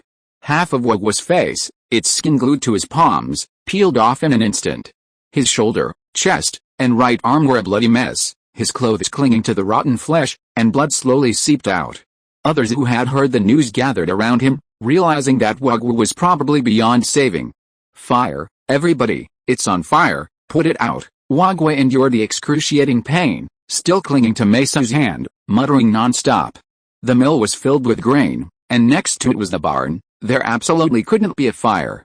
Maisui's eyes instantly reddened as he struggled to lift Wagwa onto his back, urging everyone to cool down the others and put out the fire. He then rushed out, carrying Wagwa on his back. He ran headfirst into Reiner, who had also rushed over after hearing the news. "Sir. Woo-woo-woo. It's all my fault. Woo-woo-woo, save Wagwa, he's only 20, Reiner, seeing the horrible state of the injured man on his back, his eyes blazed with fire as he shouted, "Steam burns? What's going on? Why didn't you operate the alchemy beast according to regulations?" When he had previously debugged these alchemy beasts, he had often overheated due to inaccurate timing. But for Reiner, it was just a free steam sauna. But for an ordinary person, it would be fatal. "Please, Lord, please grant me a magic potion to save Wagwa." Maisui lowered the now silent Wagwa from his back and kowtowed to the ground. "It's too late to return to the main fort for the potion. Let me try." Egno stepped forward, crouched down, and placed his hands over Wagwa's bloodied face, then twisted his head back to stare at the ground. "What kind of magic is this?" Reiner asked, puzzled. A dark green mist gradually condensed in Egno's palms. As if alive, the mist nimbly detached from his hands and gently covered Wagwa's bruised face.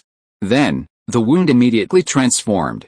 The scalded skin peeled away, and new skin grew at a visible rate. The large blisters on his neck immediately shrank, gradually covered by new growths, and eventually disappeared. Wagwa's trembling and pain ceased, and his breathing gradually became steady, as if he had fallen into deep sleep. But within a few minutes, Egno collapsed to the ground, sweating profusely, and looked at Reiner for help. I'm running low on magic power. Can you give me a charging magic stone?" Reiner immediately pulled a magic stone from his waist bag, handed it to him, and repeated the question. "Does your healing technique require a twist of the neck?" "It's amazing." Egno blushed, glanced around at the crowd, and reluctantly began to explain.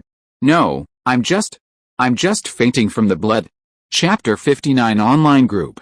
Harvey suddenly received several messages on his magic brain from forum members.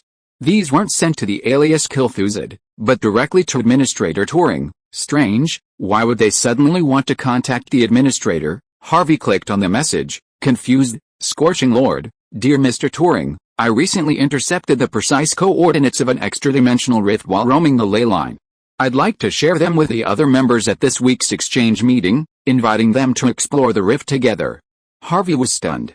How could this usually taciturn legendary spellcaster suddenly take the initiative to report anything? "If you want to form a group to explore, then go ahead. What does this have to do with Administrator Turing?" However, when he clicked on the next message, Harvey instantly understood why they were so frivolous. "Elemental Hand, dear Mr. Administrator, Mr. Scorching Lord, Mr. Ghost Captain, and I are planning to collaborate on an expedition into Ley Line Rift. Before we do, I would like to ask for your protection. I wonder what the price would be in return?" Captain Ghost sent a similar message, though his words were more humble and earnest. "You three, a legendary spellcaster and 2 high-level spellcasters, are you so cowardly to enter the magic net and explore a rift in another dimension? You're so timid as to even seek shelter beforehand?" He thought back to when he first began researching the Magic Net forums. He'd bravely chosen to explore deep into the Magic Net alone. Of course, the main reason was that he couldn't get any high-ranking spellcasters to help him. Harvey gave a wry smile, somewhat helpless. He was only a novice spellcaster in real life, yet now he was being bullied by 3 powerful spellcasters. It was a bit embarrassing. Well, he'd have to find a way to put on a show. After all, he was short on cash, and money kills birds for food. But Harvey still had a powerful trump card. It was an energy beam attack that could transcend dimensions and be used directly within the magic net.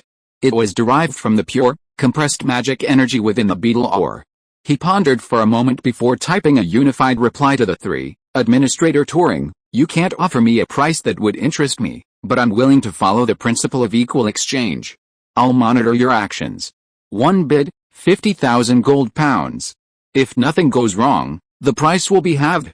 Less than half a minute after sending the message, Harvey received a chorus of responses from the 3. We accept.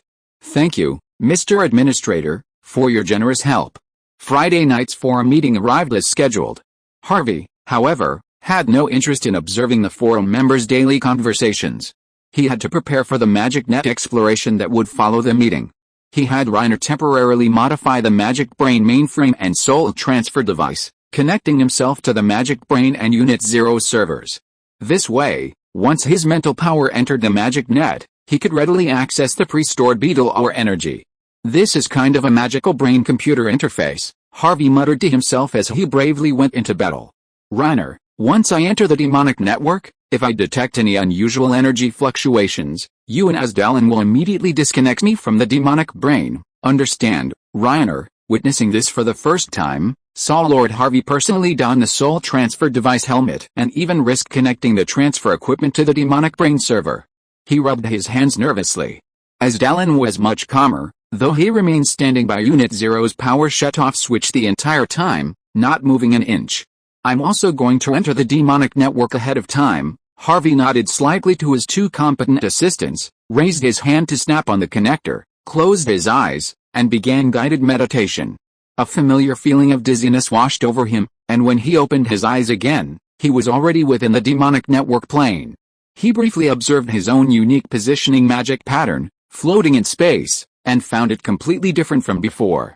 Harvey's magic pattern had originally been a silver-white hexagram, the primary star symbol representing the energy of death. After learning and analyzing the 3-ring magic provided by the Scorching Lord, a perfectly round sphere appeared in the center of the hexagram, representing the ring for instantaneous spells. But now, his own magic pattern was no longer the familiar one it once was. Instead of being flat, it had become 3-dimensional, a polyhedron with numerous protruding corners and angles. These corners were constantly shifting, sometimes shrinking, sometimes bulging, as if the magic pattern itself possessed an independent life force. How could this happen? I haven't sensed any abnormalities in my magic pattern during my usual meditations. Could it be due to the connection to Unit 0's energy gathering array and the influx of beetle energy? Harvey didn't have time to carefully consider the cause of this change. He had to locate the 3 members' magic patterns through the forum before the exchange meeting ended, otherwise he would lose them. Knowing that this exploration was initiated by the Scorching Lord, Harvey first locked onto the legendary spellcaster's coordinates, then enveloped his own distorted magic pattern with his mental power and sped towards the coordinates. Upon seeing the Burning Overlord's positioning pattern, Harvey was nearly frightened to the point of immediately disconnecting from the magic network. How could it be him? Harvey paused at a considerable distance from the pattern, not daring to take another step closer. That strange Trinity pattern he'd encountered during his first exploration of the magic network. It turned out to be the pattern of the legendary spellcaster, the Burning Overlord himself. It seemed he'd even attempted to invade his own pattern, directly eroding his own coordinates. High-level spellcasters were no pushovers. Of course, it was his own recklessness that had led him to mistake them for hostile beings. Harvey immediately decided not to actively participate in this exploration, instead locking onto the coordinates from a distance and observing from behind. Even if he were discovered, the Burning Overlord wouldn't recognize his current pattern form. Sure enough, not long after the exchange meeting ended, Harvey, who had carefully concealed his own pattern from a distance, sensed 2 incredibly powerful mental energies traveling simultaneously. A crystal-clear, teardrop-shaped magic rune, with a matrix of magic rings inscribed within, depicting waves, must belong to Captain Ghost, an elemental spellcaster specializing in water magic. Another diamond-shaped, deep purple magic rune must belong to Mr. Elemental Hand. His rune, too, was inscribed with several magic rings, flickering with a constant, flickering light. 2. The longer you remain within the magic net, the greater the danger. Let's begin immediately. The Scorching Lord communicated telepathically with the two members who had joined him. But Mr. Turing hasn't appeared yet. Captain Ghost hesitated. Even if Mr. Turing appears, we probably won't be able to easily sense him, the Scorching Lord pondered. I doubt he's even here in his magic rune form, Elemental Hand asked in surprise. Are you saying he might be present in his true form within the magic net? The Scorching Lord was silent for a moment, then sighed softly. You don't think this mysterious being who created the magic net form is a human spellcaster like us, do you? Chapter 60, Monsters from Another Space. The three spellcasters didn't have much time for idle chat. After the Scorching Lord briefly described his observations of the special rift behind him to the other two, three magical runes, guided by his psychic power, immediately approached the rift, preparing to enter. I've been observing the rift's entrance for several months. The special turbulence and energy fluctuations within are very weak, otherwise I wouldn't have invited you to explore. In the magic web, any impulsive actions or choices will lead to unpredictable and dangerous consequences, something even high-level spellcasters wouldn't dare to take lightly. However, the rewards of exploring spatial rifts are extremely rich. Spatial rifts fixed within the magic web often have specific coordinates projected directly into the real world. These real-world coordinates often correspond to the remains of ancient wizards or the lairs of magical creatures capable of physically traveling between the two worlds. Once explorers successfully decipher the coordinates, they can seize a wealth of precious and unusual magical materials and loot from the real plane. Furthermore, the spatial rifts themselves contain a wealth of magical information for explorers to decipher. It can be said that the danger is directly proportional to the reward. After Harvey and the other three high-level spellcasters entered the rift, they confirmed their location and perception hadn't been lost before slowly approaching. He cautiously waited a moment, ensuring nothing unexpected had occurred, before entering. The space within the rift wasn't what Harvey had expected. A small number of energy lines from the ley line still stretched through the rift like tentacles. It was likely these energy lines that enabled the special connection between the rift and the ley line. Following the three forum members' location trails, Harvey continued through the area they had explored. He felt the utter silence within the spatial rift grow more and more profound. Everything seemed to be in a state of eternal stillness, as if paused. Aside from the tentacle-like ley line lines stretching across the sky, everything within the rift was dominated by a predominantly black and white palette. Harvey flew slowly and low over the grayish-white, cracked earth, sensing the three ley line lines stagnating before a massive, mountain-like shadow in the distance. This mountain is the only area within the entire spatial rift where energy fluctuations and spatial turbulence exist. About every half hour, these turbulent fluctuations suddenly appear, even spreading to the magical web plane outside the rift. I suspect this is the remains of a battlefield between ancient wizards and powerful alien creatures. There should be corresponding real-world coordinates. The Scorching Overlord cautiously offered his assessment and speculation. The Hand of Elements tentatively asked, so we must complete the coordinate analysis within half an hour and decisively escape this place. Indeed, we must not be too greedy.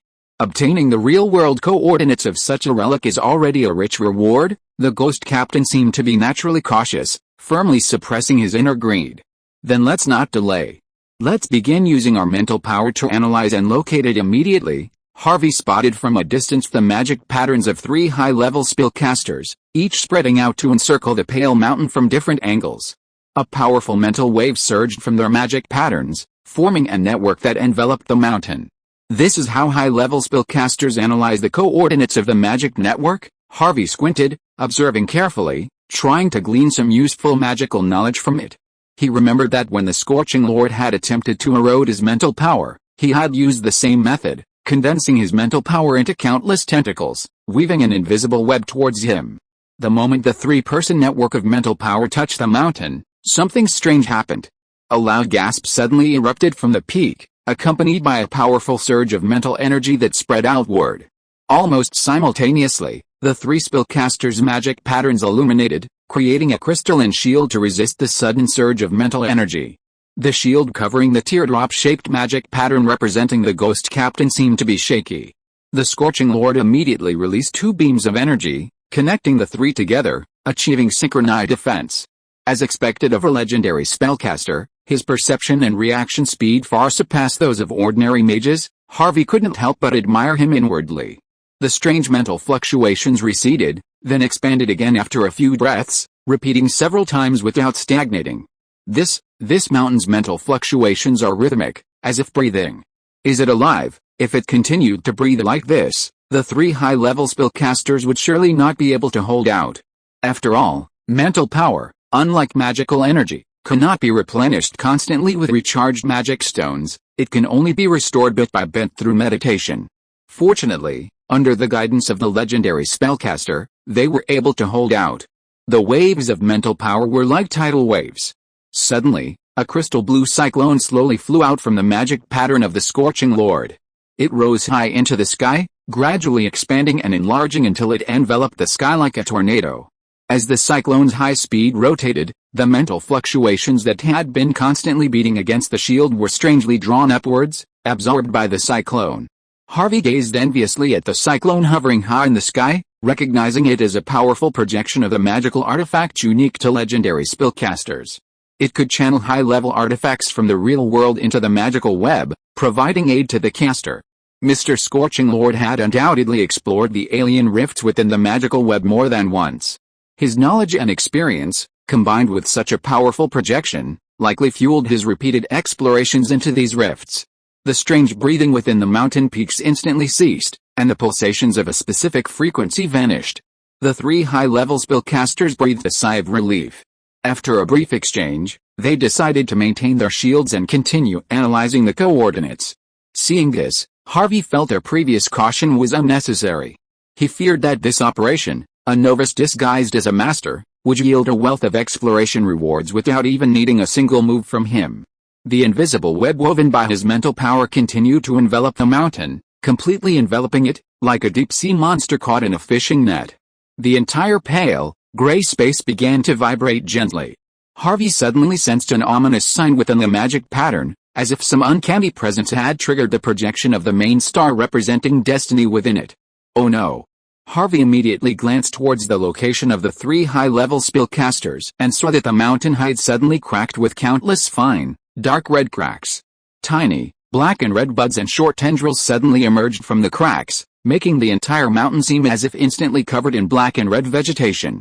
The mountain trembled with a strange, inaudible sound, and the black and red buds and short tendrils trembled in unnatural rhythm, as if swaying in the wind. Harvey felt sick at the mere sight of it.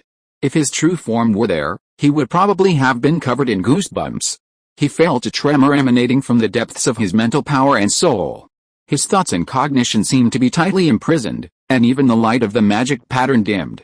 The 3 high-level spellcasters, located closer to the peak, were in even greater trouble. The mental shields of the lower-ranked ghost captain and elemental hand shattered instantly, their entire magic pattern trembling violently, the radiance flowing within flickering like a candle in the wind. The Scorching Overlord immediately channeled his own magic pattern into the expanding cyclone in the sky, using his magical projection to resist the vibrations. Harvey's mind was now preoccupied with a single thought: his teammates were about to be destroyed. Should he retreat quickly? Chapter 61, Super God. Spellcasters can't cast spells within the weave solely through projections of their own mental energy, which is why exploring the weave is so dangerous. But Harvey believed that a powerful mage like the Scorching Lord would be prepared to deal with such an extreme threat. He still had a powerful energy beam attack, but now it wasn't a question of whether or not to aid them, he needed to reserve it to pave a retreat for himself. Hidden within the cyclone, the Scorching Lord didn't choose to passively defend himself, nor did he consider escaping alone. He propelled the expanding cyclone, shrouded in his own magic patterns, straight towards the massive mountain, covered in crimson cracks. Are all you legendary spellcasters so reckless? Harvey was stunned for a moment. The impact was silent, and the black and red granulations and short whiskers all stopped swaying, as if frozen in time. The other 2 high-level spellcasters, struggling to hold on, reacted immediately and used their trump cards. A delicate, miniature sailboat model emerged from the ghost captain's magic pattern, seemingly sailing through thin air, bobbing and lurching towards the mountain. The elemental hand released a deep purple sphere of light from the magic pattern. The moment it left the pattern, it instantly exploded, shattering into tiny fragments that enveloped both his and the ghost captain's magic patterns, forming a dense, shimmering mist. It seemed they intended to support the burning overlord's attack while the other defended. However, the small sailboat's impact with the mountain triggered an even more terrifying event. The dense cracks covering the mountain suddenly widened to their limit, like countless eyes. Several larger cracks merged into a single, eerie, crimson eyeball, its dark pupils darting back and forth, as if attempting to direct its gaze towards the spellcasters before it. Harvey once again sensed the movement of the main star projection within the magic pattern, and a sense of crisis, even more intense than before, overtook him. There was no time to wait. He immediately mobilized his mental power to activate Unit 0, connected to him in the real world, frantically drawing on the compressed energy stored within. His mental power expanded to such an extent that even his soul felt a slight tingling sensation. The stored energy must have reached its limit.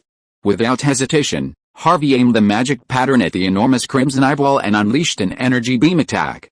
A massive beam of pure white energy erupted from the magic pattern, hurtling towards the eyeball at a speed barely visible to the naked eye. Space itself seemed to distort slightly as it passed. Before anyone could react, it slammed into the terrifying giant eyeball. The violent impact and energy explosion Harvey had imagined didn't occur. The fissure in space was as still as a stillness. Even the vortex of the Burning Lord's magical instrument ceased its rotation. The eyeball blinked softly, and instantly, like winter snow encountering a raging fire, it melted. The entire mountain was obliterated, like an eraser gently wiping away a painting. Only a pale, cracked earth remained. The moment Harvey's eyeballs vanished, a flood of indescribable, profound, and obscure knowledge suddenly flooded his mind. He had no time to process or digest it. He felt as if his brain was about to burst, and he couldn't help but scream in pain. Amidst the pain and confusion, he felt his mental power being pulled by a tremendous force. The next second, he woke up on a recliner in the basement laboratory, having escaped from the magic network space. "My lord, are you all right? The energy reserve of the energy gathering array has suddenly been completely drained. Mr. Asdalin is urgently replenishing it," Reiner asked with concern as he came over to help Harvey up. Harvey shook his head, feeling a deep sense of fatigue deep in his soul, apparently due to overuse of his mental power. Still enduring the headache, he sat back in front of his magic brain and entered the forum, tapping a button to send a message to the three members. "Administrator Turing, don't try to enter that dimensional rift again. I won't be able to help you next time." After forcing himself through this pretense with the last ounce of willpower, Harvey collapsed beside the magic brain, and Reiner helped him back to his recliner to rest. All this suffering wasn't a loss. At least the money was paid. My image on the forum became even more mysterious and powerful, and I even gained unexpected knowledge about dimensional rifts. Harvey could clearly feel that deep within his consciousness, that vast and obscure knowledge condensed into a small fruit, waiting for him to absorb and digest. The three forum members who had also narrowly escaped the dimensional rift in the magic network now sat before the magic brain, looking at the message recently sent by Administrator Turing. Each of them had their answer. "Scorching Lord, it was indeed Mr. Turing who made the move. Haha, I didn't even sense his presence. Perhaps his true form wasn't in the rift, but merely a distant gaze of concern. Ghost Captain, I didn't expect Mr. Turing to actually help us. Fortunately, we begged for his attention before we took action. Otherwise, Mr. Scorching Lord would have been the only one who might have survived." Ghost Captain, however, for such a powerful being to offer assistance in exchange for a mere paltry sum of money is truly puzzling to me. Elemental hand, it's like an adult playing a game of exchange with a child.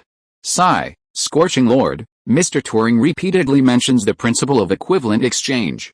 Perhaps it's a universal rule that beings of his stature must abide by, but for us, he's shown great kindness. Ghost Captain, praised Mr. Turing. Elemental hand, do you remember the mysterious energy beam that appeared within the Leeline space not long ago? Could it also be related to Mr. Turing? Scorching Lord, it's best not to explore this privately.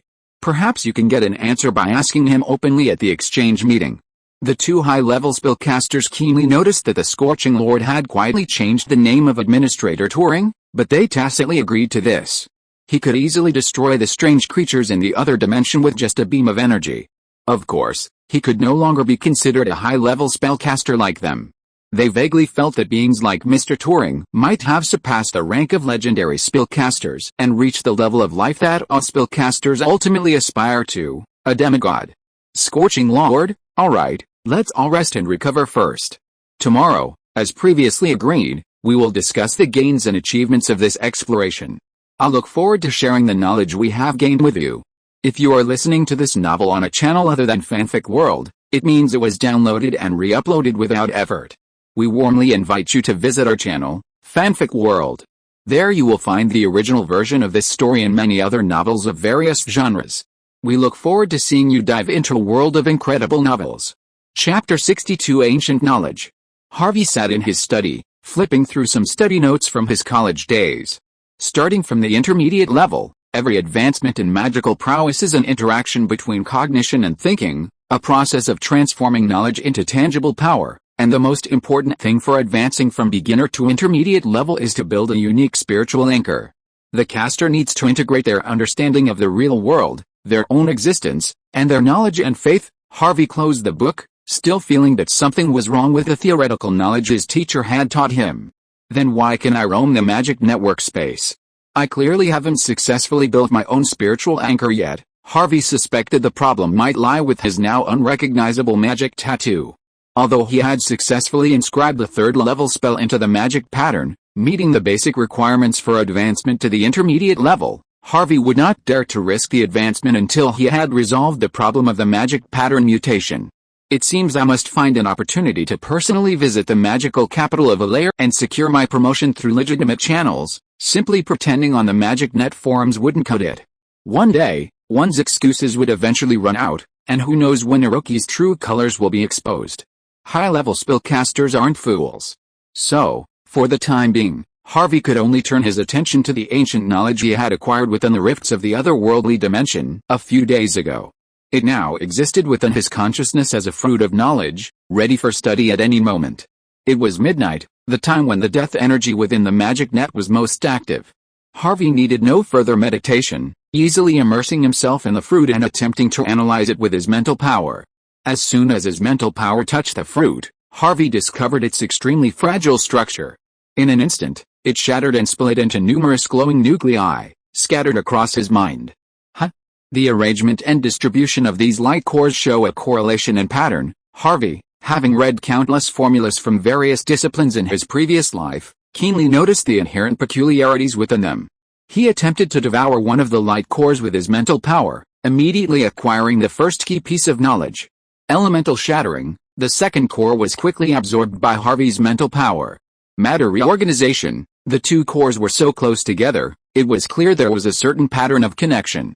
Shattering and reorganization seemed to offer a new direction for future experiments. Consuming two knowledge cores in a row had left Harvey's mental power somewhat depleted. This was the inherent weakness of the novice spellcaster. He planned to call it a day, resting for a night to recuperate, and then begin a series of experiments tomorrow to test the new knowledge.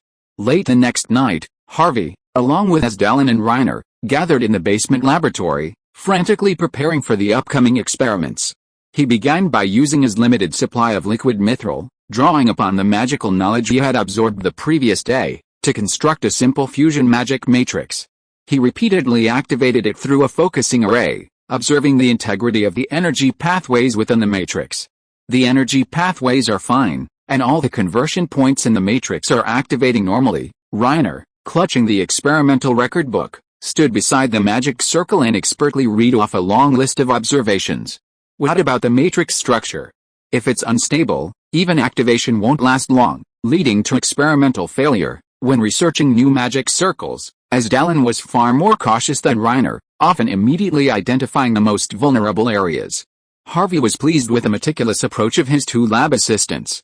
Alright, one last check, then we'll begin. He took a pre-prepared research material from the lab table and placed it in the center of the magic circle.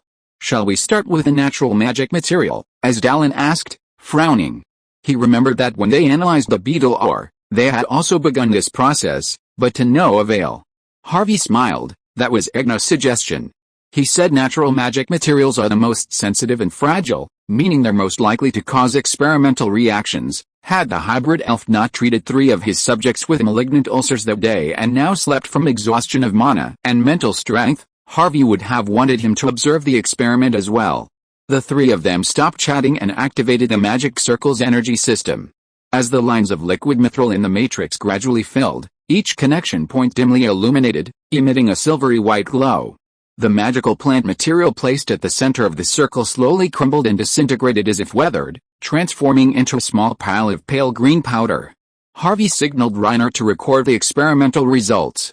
Immediately begin Phase 2, restructuring experiment. The previously flowing mithril lines in the magic circle instantly began to reverse, operating at a speed far exceeding that of the first phase. The pale green magical plant powder, gently lifted by the invisible energy flow, hovered in midair, and finally gradually condensed into a fist-sized ball of liquid. How did it become like this after restructuring? Shouldn't it return to its original plant form? Reiner muttered, clutching his small notebook. As Dallin rolled his eyes in annoyance.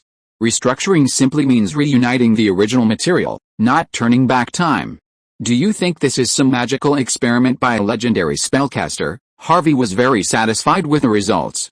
This fragmentation and reassembly meant he could bypass the crucial extraction and refining steps in alchemy and directly obtain the source of magical materials. This was practically cheating. He hadn't expected the knowledge gained from the monsters of the alternate dimension to be so advanced and powerful. With this array, we can attempt to reassemble large quantities of magical plants and achieve mass production of low-level alchemical potions, as Dallin quickly interrupted Harvey's rosy thoughts. Sir, both energy-gathering arrays are currently overloaded and can't sustain any more energy. Harvey's smile froze, and he could only cough awkwardly twice to cover it up. Indeed, as Dallin had described, in addition to maintaining the magic net for him, the energy-gathering arrays also had to repeatedly supply energy to a vast number of charging magic stones, driving the massive combat and working alchemic beasts. The agricultural machinery deployed on the farm, in particular, consumed the energy of more than 6 magic stones daily. We are indeed on the brink of an energy crisis. Reiner saw Harvey's depressed expression, and quickly spoke to liven up the atmosphere. He suggested with a slightly fanatical tone, Sir, let's try to reconstruct the beetle ore. As Dallin's eyes were filled with soul fire, and he said angrily, You haven't learned your lesson from the last experimental explosion, right?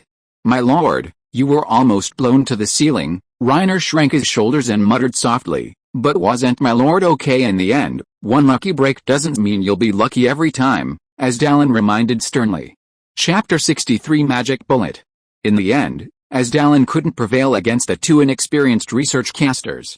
However, at his insistence, Harvey agreed to follow suit, letting Reiner conduct the experiments while he remained behind the lab's specially designed blast-proof shield, using his reconnaissance eye to supervise and observe. As Dallin explained, Reiner's new prosthetic body was due to arrive next month, so as long as this one wasn't blown beyond repair, he could do whatever he wanted. We can't be too careless. We're running low on beetle ore, and we need to rush to produce the next batch of mana guns.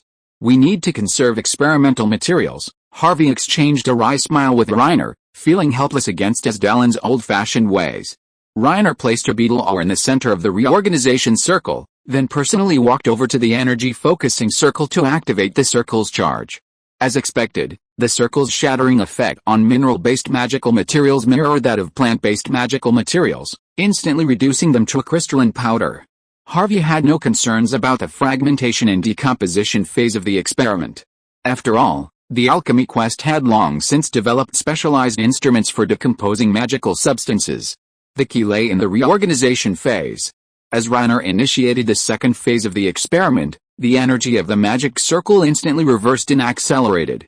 The ore, which had been broken down into crystalline powder, slowly condensed and reorganized, eventually forming an irregularly shaped, translucent mass. It hasn't returned to its original crystalline form? Harvey observed this phenomenon through his reconnaissance eye, feeling puzzled.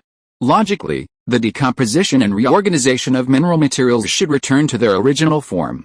After all, it wasn't an organic life form like a plant.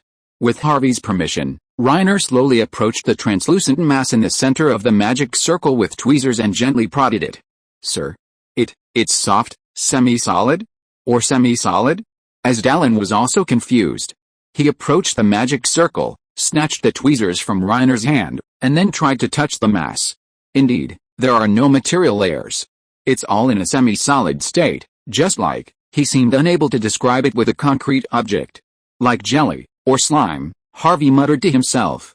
Then he stepped out from behind the special explosion-proof shield, took the tweezers from Asdalin, who was standing there in a daze, thinking hard, and carefully peeled off a small piece of the substance. He then transferred it to the fixed bracket on the laboratory table.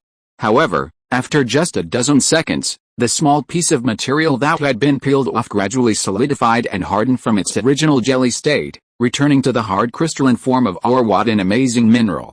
Its properties can change so much when it is aggregated and separated. Harvey carefully removed the completely solidified ore particle, handed it to Reiner, and instructed. Let's verify whether this decomposed ore particle actually contains pure compressed energy. Reiner had intended to insert it into the energy slot at his waist, but he found it too small to secure. Instead, he pulled a power line from the energy focusing array through it and tried to extract the magic energy that might be contained within the ore particle. He randomly selected a newly built magic gun on the assembly line, the firewood version of which hadn't yet been fully charged. As the energy line was connected, the energy storage inscription on the magic gun flickered, then instantly dimmed. Sir, this ore particle truly still contains compressed magic energy. It can actually power the magic gun, Reiner reported to Harvey in astonishment. Harvey quickly stepped forward, took the magic gun, and fired at the black stone wall. The energy beam quickly penetrated the stone wall, leaving a hole the size of a finger. It can only provide the magic energy needed for one energy beam, Harvey said with some regret. By now, Asdalin had completely broken down the soft, semi-solidified ore into uniformly sized particles, confirming that a single piece of beetle ore could be divided into 10 solidified particles in equal proportions. Wait, Harvey suddenly had an idea. One piece of beetle ore could be transformed into a magic gun. Would 10 pieces of beetle ore provide enough energy for 10 rounds of magic gun fire? Aren't these magical rifle bullets? If the magic gun were simply modified to include a storage compartment for the ore particles, this would be a technologically advanced magic weapon, no different from the rifles of his past life. And it could fire continuously. No need for repeated loading and unloading like a bolt-action rifle. Given enough ore particles, even upgrading it to a magical minigun wouldn't be impossible. Harvey dropped the magic gun and hurried back to his lab table. He pulled out a blank sheet of paper and began sketching his imagined magic gun modification with charcoal. The ammunition bay doesn't need to be fixed to the gun's frame, it's best to integrate it with the gun in the form of a magazine. Weight also needs to be kept under control. After all, ordinary soldiers aren't alchemical beings. Carrying a heavy gun on their backs during long marches or mobile combat would significantly deplete their stamina and combat effectiveness. For now, let's keep the magazine capacity at 10 rounds. Later, once beetle ore production increases, we'll consider upgrading to a larger 20-round capacity. Beetle ore production depends on the stockpile of low-level energized magic stones, as only this magical fodder can accelerate their growth and reproduction cycles. And the stockpile of low-level energized magic stones depends on the money we have. Thinking of this, Harvey turned to Reiner without hesitation and gave his instructions. Withdraw 20,000 gold pounds from the 50,000 gold pounds I received the day before yesterday and sign a continuing supply order with the frost giant in the Crypt City. If his production isn't sufficient, contact Mr. George Santos of the Dragonstone Merchant Guild. Purchasing magic stone from the Dragonstone Merchant Guild would undoubtedly be more expensive than purchasing it directly from the Union as a spellcaster. However, for reasons of security and secrecy, Harvey absolutely wouldn't consider purchasing magic stone through the Union's channels. After all, no non-combat spellcaster would purchase such a large quantity of charged magic stone in such a short period of time. It would undoubtedly attract the Union's attention and investigation. There's even a high possibility of suspicion that the magic stone was purchased for smuggling or resale to non-alliance races. A charge that would be impossible to clear even by jumping into the sea. The Union has always strictly controlled the circulation of magic stone, especially the export of magic stone to the elves and the possible smuggling of magic stone to their mortal enemy, the demons. Caution and a low profile are what he needs to maintain most at the moment. Chapter 64 Medical Alchemy Beast. Master Harvey. Look what a treasure this is, Igno excitedly led two men to Harvey's basement laboratory. What the hell is this? Harvey looked at the damp sack before him, and several short, Thick, snake-like creatures fell out. The sticky liquid from their bodies stained the laboratory floor, and he felt a sudden nausea. Egno, unfazed, bent down and picked up one of them, firmly grasping the strange snake's neck to prevent it from turning its head to attack him. Remember last week, I told you about some people picking mushrooms in the green water swamp to the west and being attacked by venomous snakes? Harvey scratched his head, as if vaguely remembering such an incident.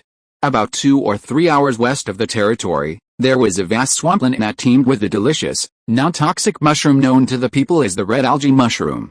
Harvey had also tasted the rich soup made from the red algae mushroom and fresh fish several times during his meals. It was indeed incredibly delicious. Perhaps due to this advantage, some unemployed subjects frequently visited the green water swamp to pick mushrooms. After all, the market was no longer Harvey's exclusive domain. He encouraged those without regular jobs to freely sell their hunting and gathering harvests at the market, paying only a small tax. As more and more people ventured into the swamp to gather and hunt, attacks by wild animals, snakes, and venomous insects became commonplace. Harvey decided it was time to establish a comprehensive medical system within the territory, both to meet the daily medical needs of the subjects and to prepare for the impending wartime medical personnel. This important task, unsurprisingly, fell to the hybrid elf Egno, who had earned the trust and admiration of Harvey and the other three with his performance, freeing him from the boredom of wandering the territory all day. Egno took the appointment very seriously, feeling that his skills were finally being put to good use, and that no one would discriminate against his hybrid status. The Territory People's Hospital, which he led, now had a dozen pharmacists and medical staff, all trained by him. So, naturally, those bitten by venomous snakes in the swamp were handed over to him for detoxification and treatment. "My lord, this thing isn't even a venomous snake." Egno proudly waved the slimy creature around, showing it off to Harvey. Harvey couldn't help but take a step back. "Then what is it? A poisonous loach? If you can't eat it, throw it away." "No, no, no. It's not a loach either, it's an insect." Like an oversized leech, Egno began to speak non-stop, reporting to Harvey his research findings on the oversized leech. "So, the mucus on this leech has the ability to heal and accelerate wound healing?" Harvey asked uncertainly.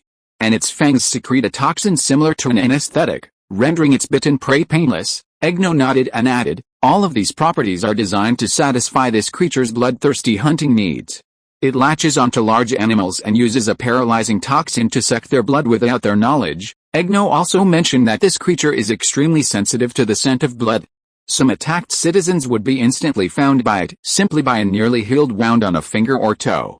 But humans clearly fall outside its prey range. After all, no one would ignore a snake as thick as an arm sucking their blood. "I plan to capture a large number of these creatures and try to raise them.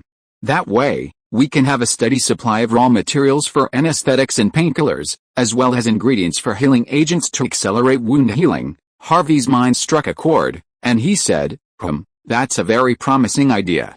Go for it. If you're short on manpower, go see Pierce at the barracks. If you need funding, go see Reiner. Leave these giant leeches with me. I'm in need of some live experimental materials." Egno, having received the manpower and funding Harvey had promised, happily departed with his medical staff. Harvey paused for a moment before realizing that this guy hadn't come to report on the medical center's progress, but was simply trying to defraud funds. Harvey worked at his desk for a while longer, breaking down the rough design he'd drawn for the magic gun modification into several detailed drawings for the finished product. Then he pressed the communication device to call Reiner and Isdalen. Today, they were both at the farm, teaching the Department of Agriculture staff how to maintain and repair the working alchemy beasts. Harvey glanced at the tightly tied, still squirming sack of burlap discarded on the ground, and a wave of nausea washed over him. In his previous life, leeches were his greatest abomination. He cast his mage's hand, tossing the sack into the living experiment material box. He pulled out a giant leech and flung it onto the lab table. The leech thrashed and thrashed under the mage's hand, its slime splattering everywhere. Ugh, so disgusting. He stood back and pulled a hair from another lab box. Using a blade, he slashed a long gash through its sturdy hind leg. Then, using a test paper, he smeared a small amount of leech slime onto the rabbit's wound. The slime quickly coated the wound, staunching the uncontrollable flow of blood. It seemed Egno was right. These giant leeches, as delicate mollusks, must have evolved extraordinary resilience to ensure their survival. This is nature's natural law of species evolution. As for the paralyzing toxin contained in its fangs, Harvey didn't intend to attempt to analyze it. The hybrid elf, Igno, was far more expert in this area, so it was more appropriate for him to study it. The rabbit, wounded and then healed, suddenly hopped twice, inadvertently approaching the struggling leech. As if sensing the scent of blood, the giant leech immediately ceased its futile struggles and stretched its body to reach toward the rabbit. It was indeed extremely sensitive to the scent of blood. Harvey's thoughts wandered. If we utilize its sensitivity to blood, combined with its inherent paralysis and healing abilities, perhaps we could use soul transformation to transform this leech into an alchemical beast with healing abilities. That way, it would at least have the healing abilities of detecting wounds, quickly stopping bleeding, and quickly relieving pain. He immediately ran back to his lab table to record his sudden inspiration. Once Reiner and Asdalen arrived, we could immediately begin the transformation experiment. Anyway, what he lacks the least now is the alchemical waste parts sent by the Alchemy Exploration Society. Chapter 65 New Order has arrived. Nolly, the leader of the cave dwarves, sat comfortably on a sofa by the fireplace, perusing a ledger. Nolly. Good heavens. Look what I just accomplished. His good-for-nothing brother, Tong Chu, burst into his study again, shouting and yelling. Nolly rolled his eyes speechlessly. Tong Chu, however, paid no mind, proudly waving a thin sheet of paper in his hand. Haven't you always looked down on my business acumen? Humph, look at this for yourself. The dwarf leader struggled to his feet, took the clearly enchanted sheet from Tong Chu's hand, and skimmed through a few lines. His eyes suddenly widened, and his breathing became heavier. Where did you get this order? Copperhammer said proudly. How's it? An order for raw magic stone ore worth 20,000 gold pounds, a long-term supply order. The Crypt City, nestled in the hilly terrain near the southern coast of the southern continent, has been the natural domain of the crypt dwarves for generations. Because this oil is barren and unsuitable for farming, no other race is willing to take the trouble to compete with these dwarves who burrow underground all day. However, the crypt dwarves' unique racial talent enables them to discover veins of magic stone deep within the barren land and to mine and collect them extensively.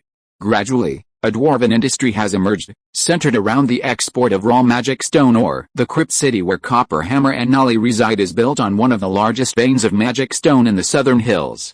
After nearly 200 years of mining, the yield of low-grade ore remains abundant, but the production of the more scarce high-grade ore has steadily declined. They are forced to dig deeper underground to obtain the higher-grade ore, which is more difficult and expensive than before. Furthermore, the joint monopoly between the Human Wizard Kingdom and the Federation has limited their sales channels, forcing them to be subject to the exploitation and price cutting by the magic stone merchants. 20,000 pounds, and only low-grade magic stone.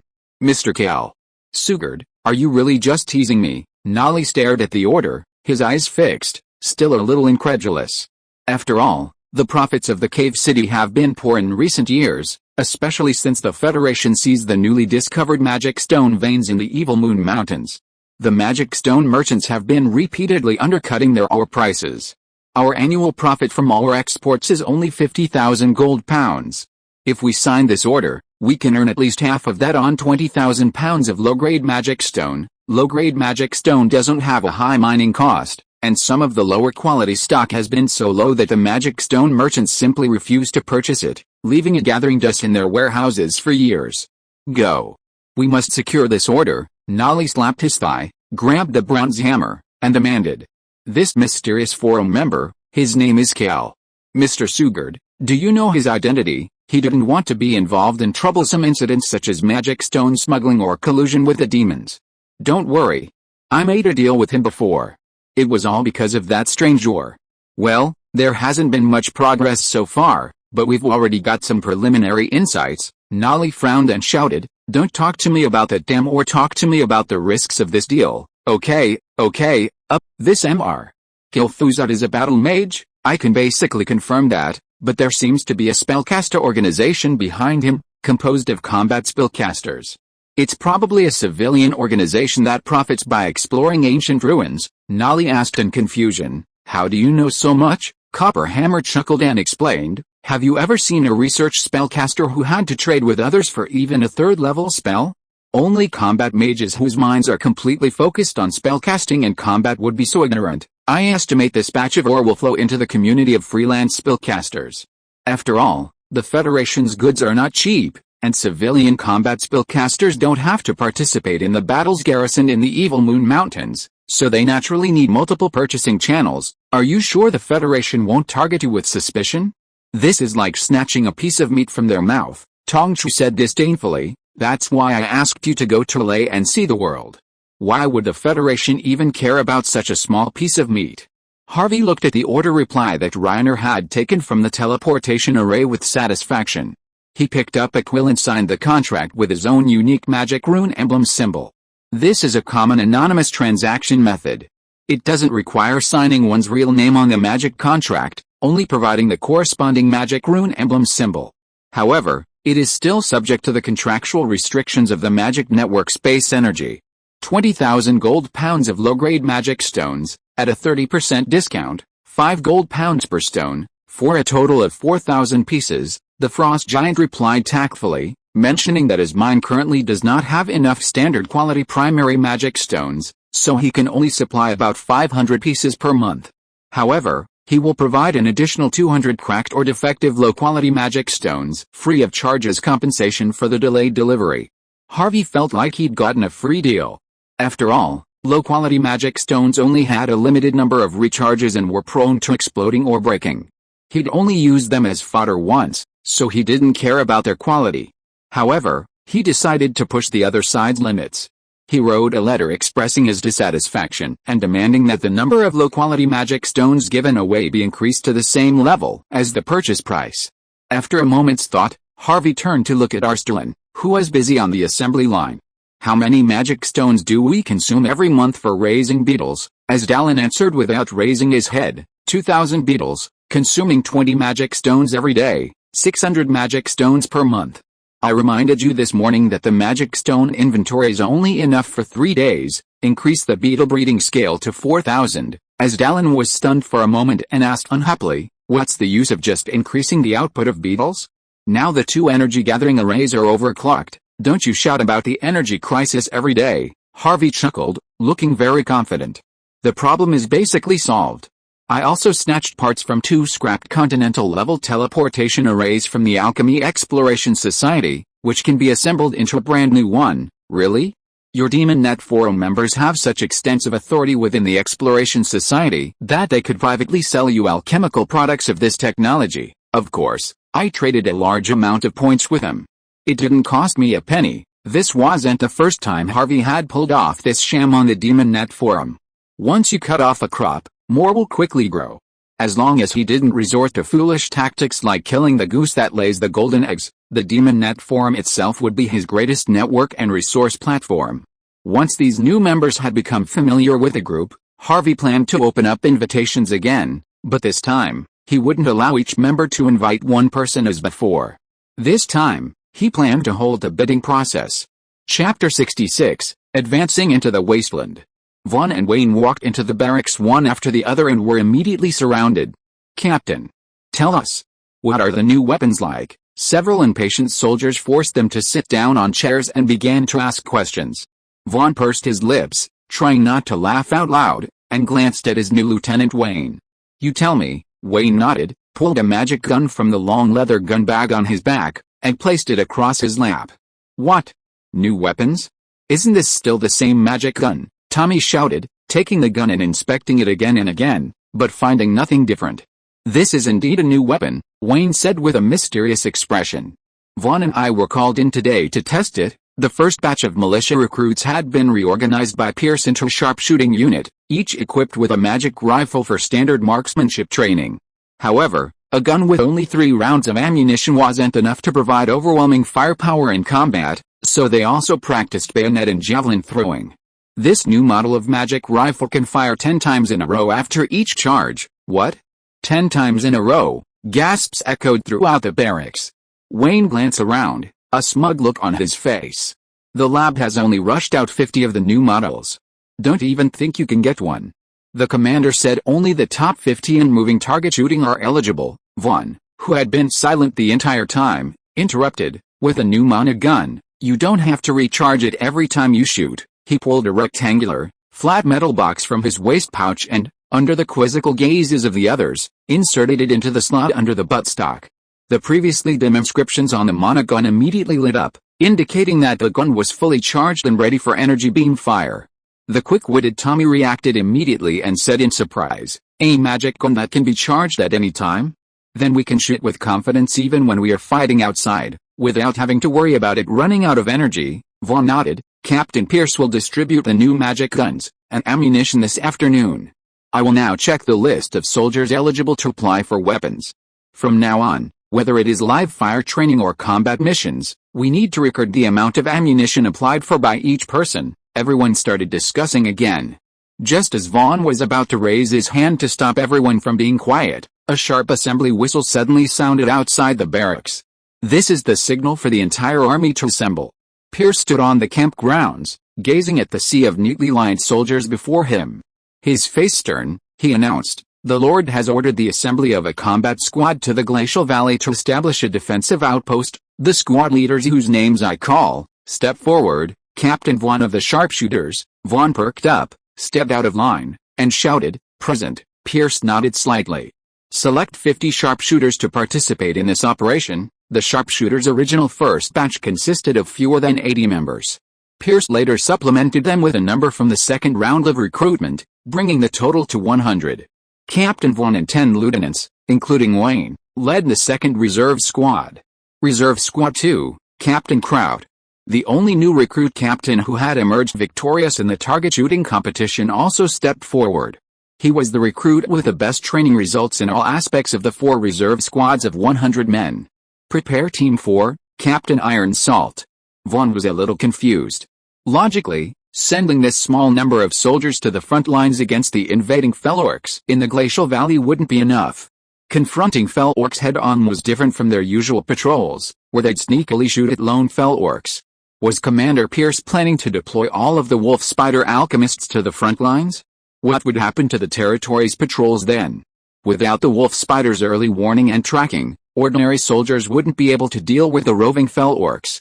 Without the advantage of surprise attacks, casualties would be inevitable. If the fell orcs occasionally broke through the defenses and entered the territory, Vaughn shuddered to imagine what would happen to the unarmed civilians. The sharpshooters will stay, and the other teams will disband. Reassemble and depart in 2 hours. Vaughn and Wayne exchanged a glance, realizing that new weapons were about to be dispatched. Dave excitedly clutched the 4 magazines and new pistol he'd received, shouting to the other soldiers, "Hey, 40 rounds of magic ammunition. Even if a bunch of demonic orcs show up now, I'm confident I can call them all by name." A veteran lieutenant scoffed, "Good fellow, you think you're just a bunch of wooden stakes, standing still for you to shoot it." Everyone burst into laughter, and then began checking their new equipment. Around 4 in the afternoon, the assembly whistle blew again, and the 250-man combat squad assembled in the square, then slowly marched out of the territory. Reaching the Glacial Valley would take at least 2 days and 1 night by foot, so they'd need to camp along the way, so they also brought along several alchemical camels and a dozen or so support personnel. As expected, upon exiting the territory's walls, they saw Mr. Asdalen waiting by the roadside with about 30 wolf spider beasts. The territory now contained approximately 50 wolf spider beasts, effectively draining away a significant portion of its defensive and offensive capabilities.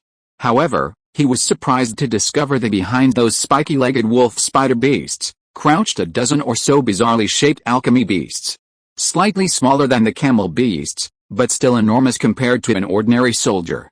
Their shape resembled an oversized carriage, their square bodies supported by 6 metal limbs thicker than Vaughn's waist, steadily supporting the enormous bulk of these beasts. Standing before them, at 1.9 meters tall, he was barely half their height. "What is this?" Dave muttered quietly at the back of the group, while the other sharp-eyed soldiers began to discuss the situation among themselves.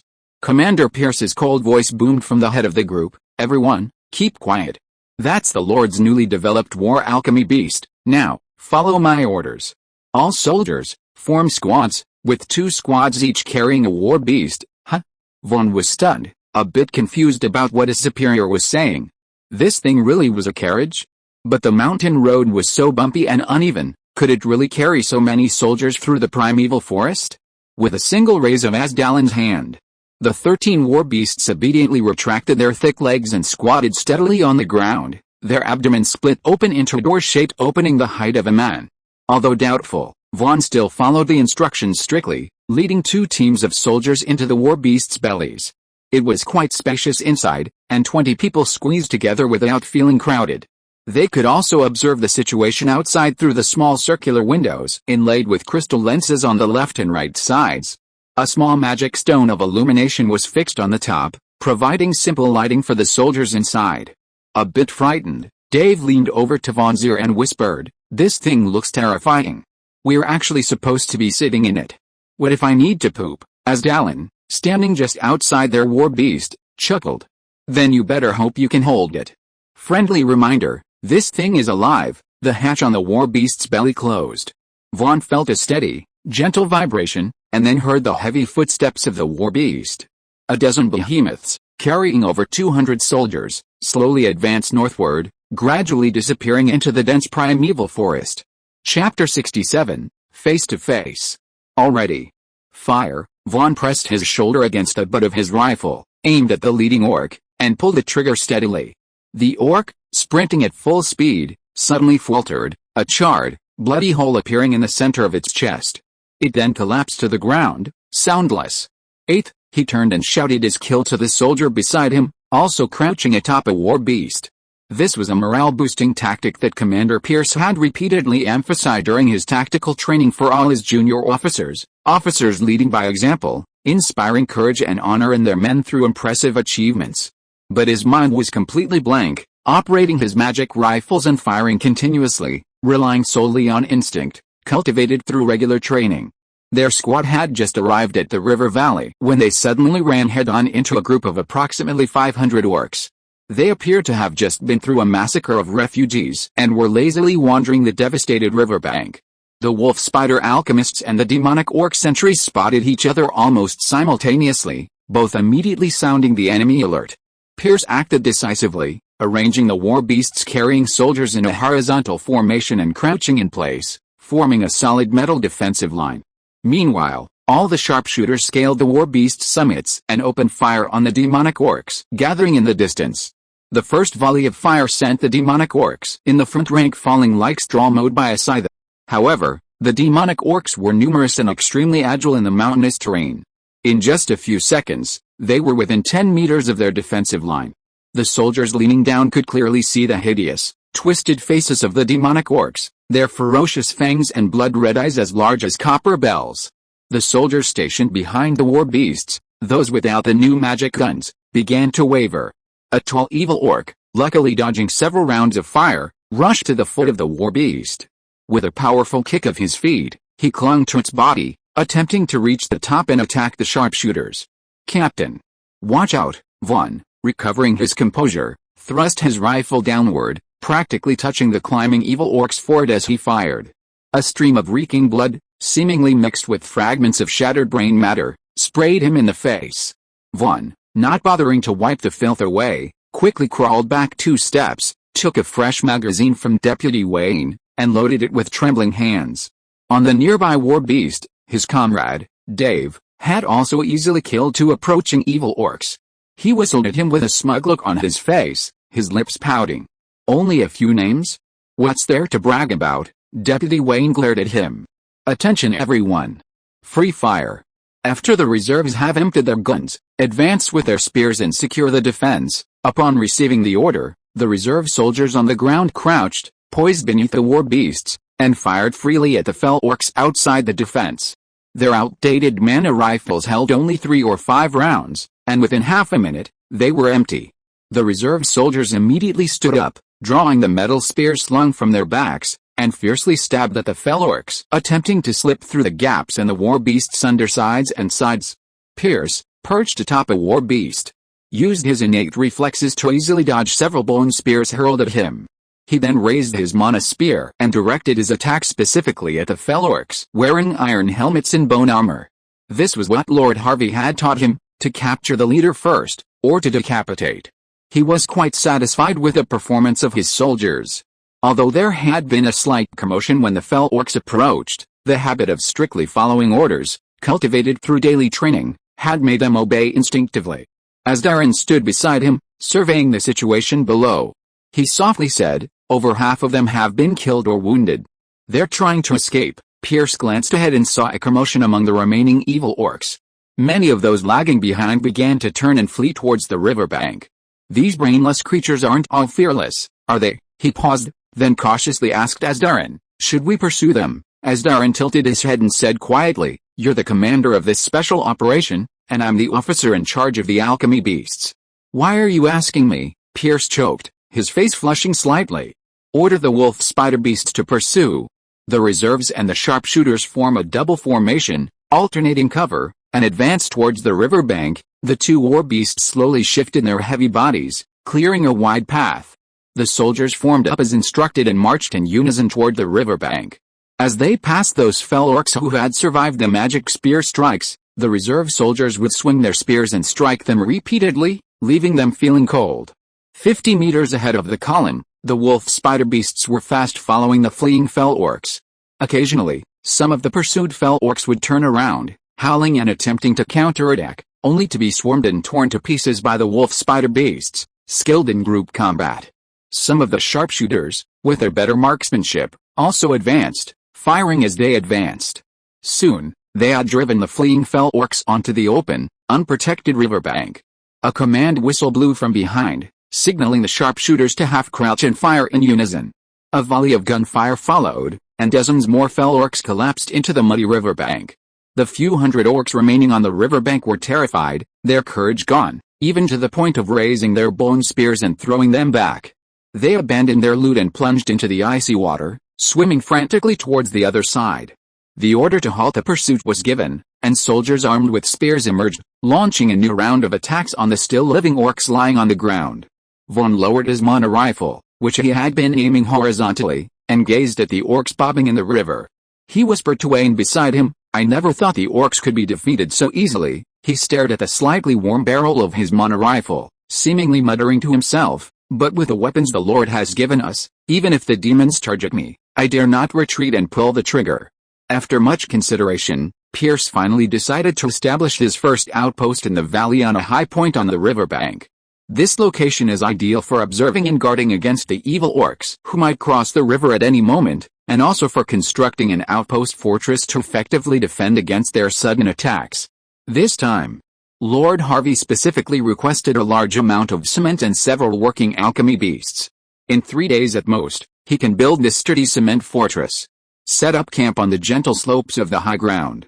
We'll also station the war beasts around the perimeter of the camp for defense. We'll have 3 shifts of patrols at night, and send all the wolf spider beasts out to search and guard the surrounding area. Chapter 68 Valley Outpost. At daybreak, wisps of smoke rose from the camp. Vaughn emerged from his tent and headed for the makeshift mess hall, where the aroma of oatmeal porridge wafted. "Captain Vaughn." "Good morning." Soldiers repeatedly stopped to salute him, including veterans of the sharpshooters and new recruits from the reserves. Lord Harvey had established a strict hierarchy within the army, one requiring ordinary soldiers to stand and salute with their fists clenched to their chests when encountering captains, squad leaders, or lieutenants like Vaughn. Vaughn returned the salutes with a stern face, but a sense of elation welled up within him. It wasn't pride in his higher rank than those soldiers, but rather the glorious achievement of yesterday evening's direct battle against the demonic orcs, when a single 50-man sharpshooter had annihilated nearly 200 of them. Vaughn himself had racked up 33 kills. Even Mr. Asdalin, beaming, praised him in front of the others as the sharpshooter of the sharpshooting team. He instinctively raised his hand and stroked the badge he'd always worn on his left chest. It was the badge Lord Harvey had personally bestowed upon him, a reward for winning the shooting competition. Vaughn thought gleefully that once the evil orcs in the river valley were driven back to the glaciers, he'd have another medal. Pierce and Asdalin stood together, watching the alchemy beasts carrying construction materials back and forth on the plateau, and the logistics soldiers directing them to level the ground and cut down trees. "I'll return to the territory tomorrow to report to Lord Harvey on the battle progress in our next plan," Asdalin said to Pierce with admiration. "You're now fully capable of commanding this battle team. I'll implant the alchemy beasts with commands and leave them here. I'll bring you enough supplies when I return." Pierce watched Asdalin and several alchemy beasts slowly depart towards the territory. "Sir, The fortress's foundation and lower perimeter walls are complete. We just need to wait overnight for the cement to dry, and the outer perimeter will be largely complete by tomorrow." Pierce came to his senses and nodded. "Very good. Arrange all soldiers and alchemists to camp inside the fortress tonight." The soldiers he had posted on guard at the riverbank had reported back that fell orc sentries were constantly appearing on the other side, observing their movements. Those foolish fellows probably never imagined that he would construct a sturdy concrete fortress in just a few nights, firmly guarding the river crossing. From then on, Pierce planned to strictly follow Lord Harvey's plan. Focusing on this river valley outpost, he would continuously strike at the invading fellow orcs, depleting their remaining strength. This batch of soldiers would be rotated in with a new batch from Asterin after a month, allowing the territory's existing military forces to undergo combat training in the river valley. Just like last night's direct engagement, with only a dozen lightly wounded, our side could easily annihilate a majority of the incoming evil orcs. As long as the magical ammunition provided by Lord Harvey continued to flow from the territory, the evil orcs would be nothing more than living, breathing, moving targets. Sharpshooter captains Wayne and Dave, each leading a 10-man squad, were tasked with patrolling the riverbank this afternoon. Dave, rifle slung across his shoulder, walked arrogantly ahead, occasionally humming a tuneless tune. "Can you be quiet for a moment? You're obstructing my observation of the riverbank," Wayne, unable to bear it any longer, finally yelled. Dave rolled his eyes and said disdainfully, "Why are you panicking? I'm hoping they'll sneak across the river and give me a few more kills." Last night, Dave single-handedly killed 18 evil orcs, just one more than Wayne. Always petty, he was now in high spirits, not missing any opportunity to taunt his opponent. "Damn you. You're going to brag about your luck for the rest of your life, aren't you? Oh, so you can't even eat warm shit then?" The soldiers, all veterans, lined up neatly behind them, secretly listening to their two captains' frantic bickering. They were so stifled they almost cramped their lips, but they didn't dare interrupt. One of the soldiers leisurely turned his head to peer into the woods across the riverbank when he noticed something was amiss. "Captain, I say, there seems to be some movement in that woods over there." The soldiers immediately drew their rifles and aimed. "Wait," Wayne raised his hand to stop them from firing rashly. He shouted, "Magic bullets aren't fucking sheep shit. Don't waste them." He and Dave exchanged a glance, understanding each other. They paced softly, rifles in hand, and slowly moved into the woods. The brush rustled with the scraping of blades, and then a plump, gray-haired hare darted out, startling everyone. "Damn. That little bastard scared me," Dave cursed. Unwilling to fire, he slung his rifle back onto his back, pulled out his soldier-issued dagger from his waistband, and dashed off into the woods after the rabbit. Wayne had no time to stop him, so he could only wave his hand helplessly, inviting the others to follow him into the woods. He'd just treated as a lunch with some game for his squad. When they caught up with Dave, they found him crouched on the ground, a bloody dagger in his mouth, skinning a fat rabbit with a smirk on his face. In just a few moments, he'd managed to rip out the rabbit's nest. "Wayne, don't call me mean. These are just a few little things. Let's not take them back. Let's build a fire." The two soldiers, grinning, rubbed their hands together and stepped forward, ready to gather the scattered dead branches to build a fire and grill the meat. A faint, fishy smell hung in the air. Wayne couldn't tell if it was the wild rabbit's pungent smell or something else, but he felt a lingering unease. His gaze suddenly narrowed, his gaze fixed on the slightly trembling bush behind Dave. "Dev. Watch your back." Dave turned back, stunned, to see a towering evil orc suddenly leap out of the brush behind him, wielding a short bone spear and thrusting straight at his chest. The next moment, he was violently shoved back, tumbling to the side. Wayne's rifle barrel had nearly pierced the evil orc's mouth, and the shot had ripped the back of his head off. The evil orc fell directly onto Wayne, twitching for a half-second before falling still. "Wayne. That damn evil orc. They actually attacked us." Dave quickly scrambled to his feet and, along with two closer soldiers, worked together to lift the body of the evil orc pinning Wayne. "Ugh! My stomach!" Wayne screamed. Only then did they realize the short bone spear was lodged in his stomach, blood rapidly seeping through his black uniform. "Damn it! Quick, tear off some cloth and bandage him!" Daff roared at the scrambled soldiers, his eyes red. "Damn it, Wayne! I can see your intestines! Damn it! You won't die!" Daff cursed tremblingly as he tightly wrapped the cloth around Wayne's abdominal wound. He hesitated for a moment, then grasped the short spear lodged in his abdomen with both hands, ready to pull it out with a single gritted teeth. Wayne suddenly stifled his groaning and glared at Duff, angrily saying, "I see you just want me dead. Don't pull it out." With difficulty, he turned his head and ordered the other soldiers, "Hurry and build a stretcher and carry me back to the outpost." He remembered from training that Commander Pierce had said that anyone mortally wounded, unless they died instantly, should be brought back to camp for treatment. Perhaps Commander Pierce had brought along some of the Lord's magical potions this time, a sip of which would instantly bring him back to life. If you are listening to this novel on a channel other than Fanfic World, it means it was downloaded and re-uploaded without effort. We warmly invite you to visit our channel, Fanfic World. There you will find the original version of this story and many other novels of various genres. We look forward to seeing you dive into a world of incredible novels. Chapter 69 Field Hospital. The outpost's camp stood alone in a large tent, specially erected by Pierce at Harvey's request. Wayne, carried back on a stretcher with a short spear lodged in his stomach, was taken directly to this tent. Wayne remained conscious, gnashing his teeth and repeating incoherent phrases like "it hurts." Shit. Two medics, trained by Egno at the territorial infirmary, vomited in terror upon seeing the bloody wound on his stomach, the faint glimpse of his intestines. Fortunately, they quickly recovered and, following the infirmary's battlefield first aid procedures, used scissors scalded with boiling water to strip the casualty's shirt. They then carefully cleaned Wayne's exposed wound with a solution Egno had prepared. After completing these two tasks, the two medics stepped aside, leaving Wayne lying on the medical table. "Is that all? You're just going to leave him alone?" The short spear still lodged in his stomach, Dave's eyes widened, as he pointed at the increasingly disoriented Wayne. A medic explained, "The following treatment has nothing to do with us. This is Lord Egno's order." He then stepped aside and lifted a tarp, revealing a bizarrely shaped alchemical device with a metallic sheen. "The following treatment will be handled by this medical alchemy beast." He then inserted a magic stone into the alchemy beast's charging slot and activated it with a simple pull of the handle.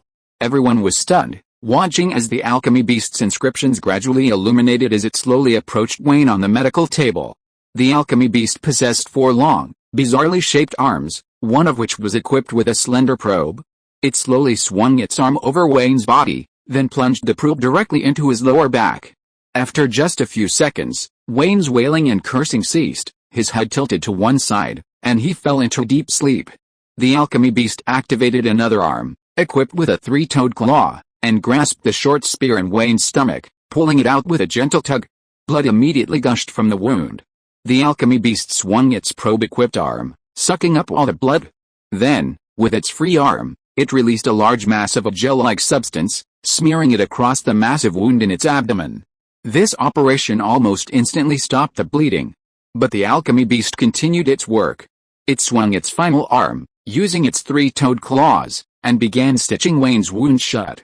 Duff, sweating profusely, looked at the medic with trembling lips, incredulously asking, It just stitched Wayne's stomach shut." The medic rolled his eyes and sarcastically retorted, "Well, what else?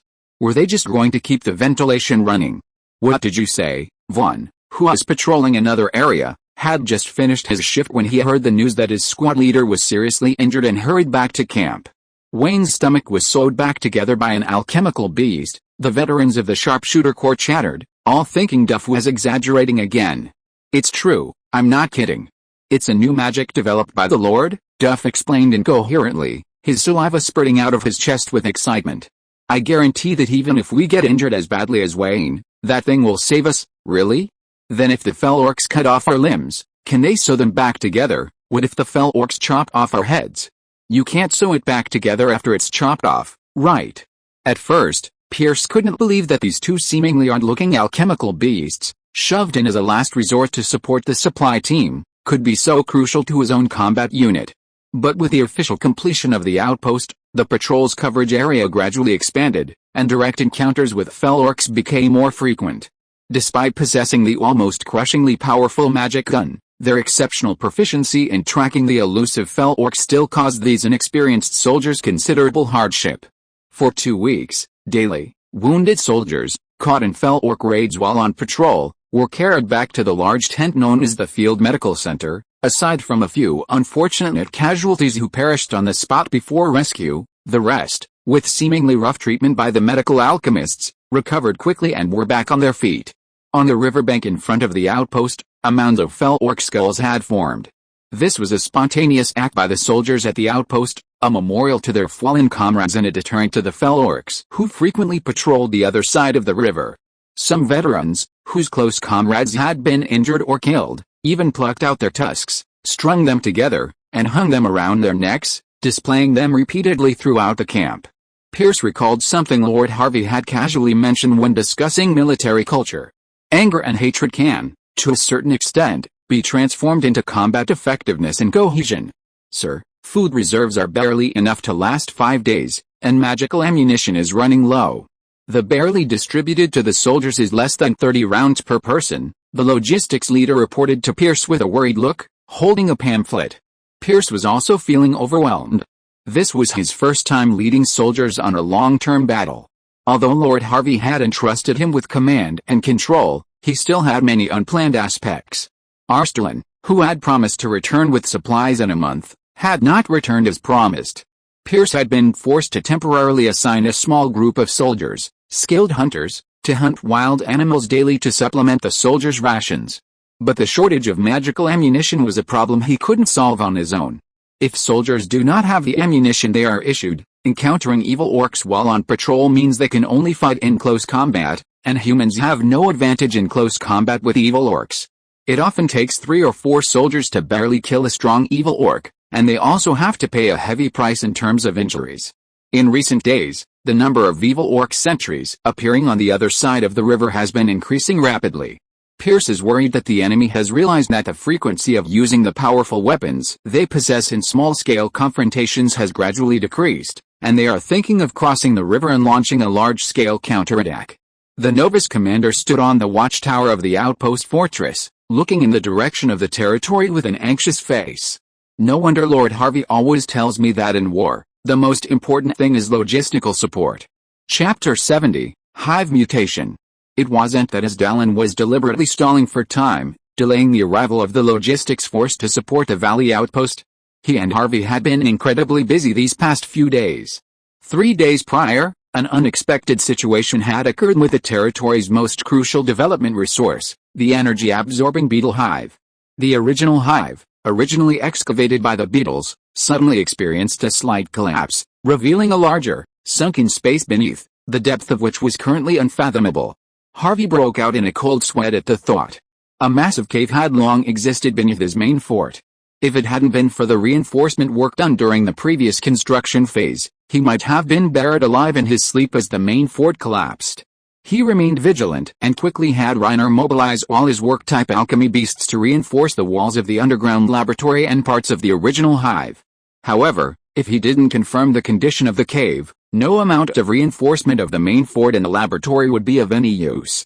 After all, Harvey needed to know for sure whether the underground caverns at the core of his territory, built atop the ruins of an ancient wizard, held an unknown treasure or a ticking time bomb waiting to explode. The beetles roaming in the hive are starting to gather toward the collapsed cave entrance. It seems something in the cavern below is attracting them, said Arslan, who had been observing for a day and a night. If the entrance wasn't sealed, the tens of thousands of beetles would likely be wiped out in a few days. I'm planning to send someone down into that cavern. Harvey had a vague idea, but he couldn't confirm it yet. Why would an ancient wizard's ruins appear in this desolate area at the foot of the northern slopes of the Divine Spine Mountains? Why did they choose this location? Only by actually descending to the depths of the caverns could the answer be revealed. Arslan agreed with Harvey's idea, but he absolutely disagreed with his risky descent. After all, the probability of unexpected events in such an unknown space was too high. Harvey was still in the crucial stage of his quest to become a mid-level spellcaster, and with only 1/3 level spell inscribed within his magic runes, he would be hard-pressed to escape unscathed if he encountered danger underground. Alright, Asdalin, I know you're worried about my safety, but I must personally confirm this exploration. And I don't believe exploring the underground caverns will be as dangerous as exploring the rifts in the magical web, with Asdalin and Reiner, 2 powerful alchemical life forms, escorting him, along with a beetle or they were equipped with and a few nimble climbing wolf spiders. Harvey felt this expedition setup was sufficient to mitigate most dangers. Egno was recalled from the infirmary to the main fort laboratory. He was to remain behind while Harvey and his companions descended into the caverns, handling any potential emergencies. This included sending more alchemical beasts down to the caverns to support or rescue Harvey and his companions. "Don't worry, I'll stay by the communication device at all times. As soon as I receive your distress signal, I'll immediately activate all the alchemy beasts in the lab." Several large illuminating magic stones were attached to the wolf spider beasts. As they climbed up and down, regardless of the terrain, the general outline of the entire cave space was revealed. This was indeed a naturally formed underground cave, seemingly without any trace of human intervention. The entire space was several times the size of Harvey's above-ground main fortress, dotted with dozens of stalactite columns that were several men's arms thick. The surface was unusually dry, indicating that there was no underground river flowing nearby. "It's a very suitable place for a secret laboratory and storage space," as Dallin walked along the cave wall, confirming that there were no other openings or passages. "It's strange. If it's an enclosed space, why is there such air circulation? I don't feel any lack of oxygen or chest tightness at all." Harvey, the only human to descend, keenly noticed this. Reiner pointed to the countless tiny cracks in the cave's walls and ceiling, speculating, perhaps these cracks in the mountain connect the cave to the underground fissures, allowing air to enter. He remembered the sudden earthquake they'd experienced long ago, while gazing at the north slope from the summit of Jackdaw Ridge, which had caused the collapse of the ancient Mage ruins. "Sir, these stalactites within the cave should provide good structural support, but I still think we need to add some artificial load-bearing columns just in case." Harvey nodded, agreeing with Reiner's cautious approach, but he still felt he'd missed something crucial. "Oh, right. Where did all those energy-absorbing beetles that crawled down from the hive go?" Reiner and Asdalin reacted quickly, activating all their wolf spider beasts to rapidly search the cracks within the cave's mountain, but they found no sign of a single beetle. Harvey immediately called Agno, who remained in the lab, and had him capture a few beetles from the beetle breeding room.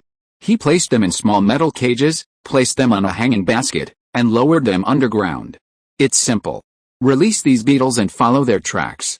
We'll know where the main group has gone," Harvey said, opening the bars of the cage and shaking the plump beetles onto the ground. A few of the beetles struggled to turn over, spinning around like headless flies. Then, quickly determining their direction, they formed a line like ants and began to crawl toward the distant stalactite column. Harvey and his companions followed closely, watching as they purposefully crawled up to the stalactite column, gently extending their slender tentacles to touch the stone. After a moment's pause, they climbed directly onto the stone column, then, as if melting, instantly vanished from the surface. "How could this happen?" Reiner stepped forward in surprise, extending his metal hand to touch the surface of the stone pillar. "How did they disappear? These are indeed stalactites. Could they even penetrate walls?" Harvey thought of a rather fanciful possibility. "Reiner, use the metal drill on your arm and try to bore a hole in the stone pillar." Reiner nodded, raising his right arm to activate the metal drill, which began to spin with a high-speed sizzling sound. As the slender drill touched the stalactite surface, Harvey didn't expect the sparks and stone dust to fly.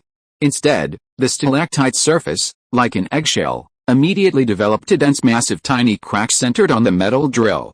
As Dallin approached the stone pillar, curled his fingers, and lightly flicked the cracks.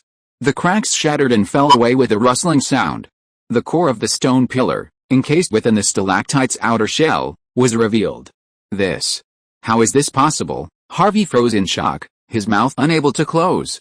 This massive stalactite column, so thick it would take 3 or 4 people to hug it, was surprisingly crystal clear inside, radiating like a pure gemstone. This was raw magic stone ore. Chapter 71 Planetary Energy Array. Harvey hadn't failed to consider that the ancient wizards had built a tower in this desolate land because of some unique peculiarities.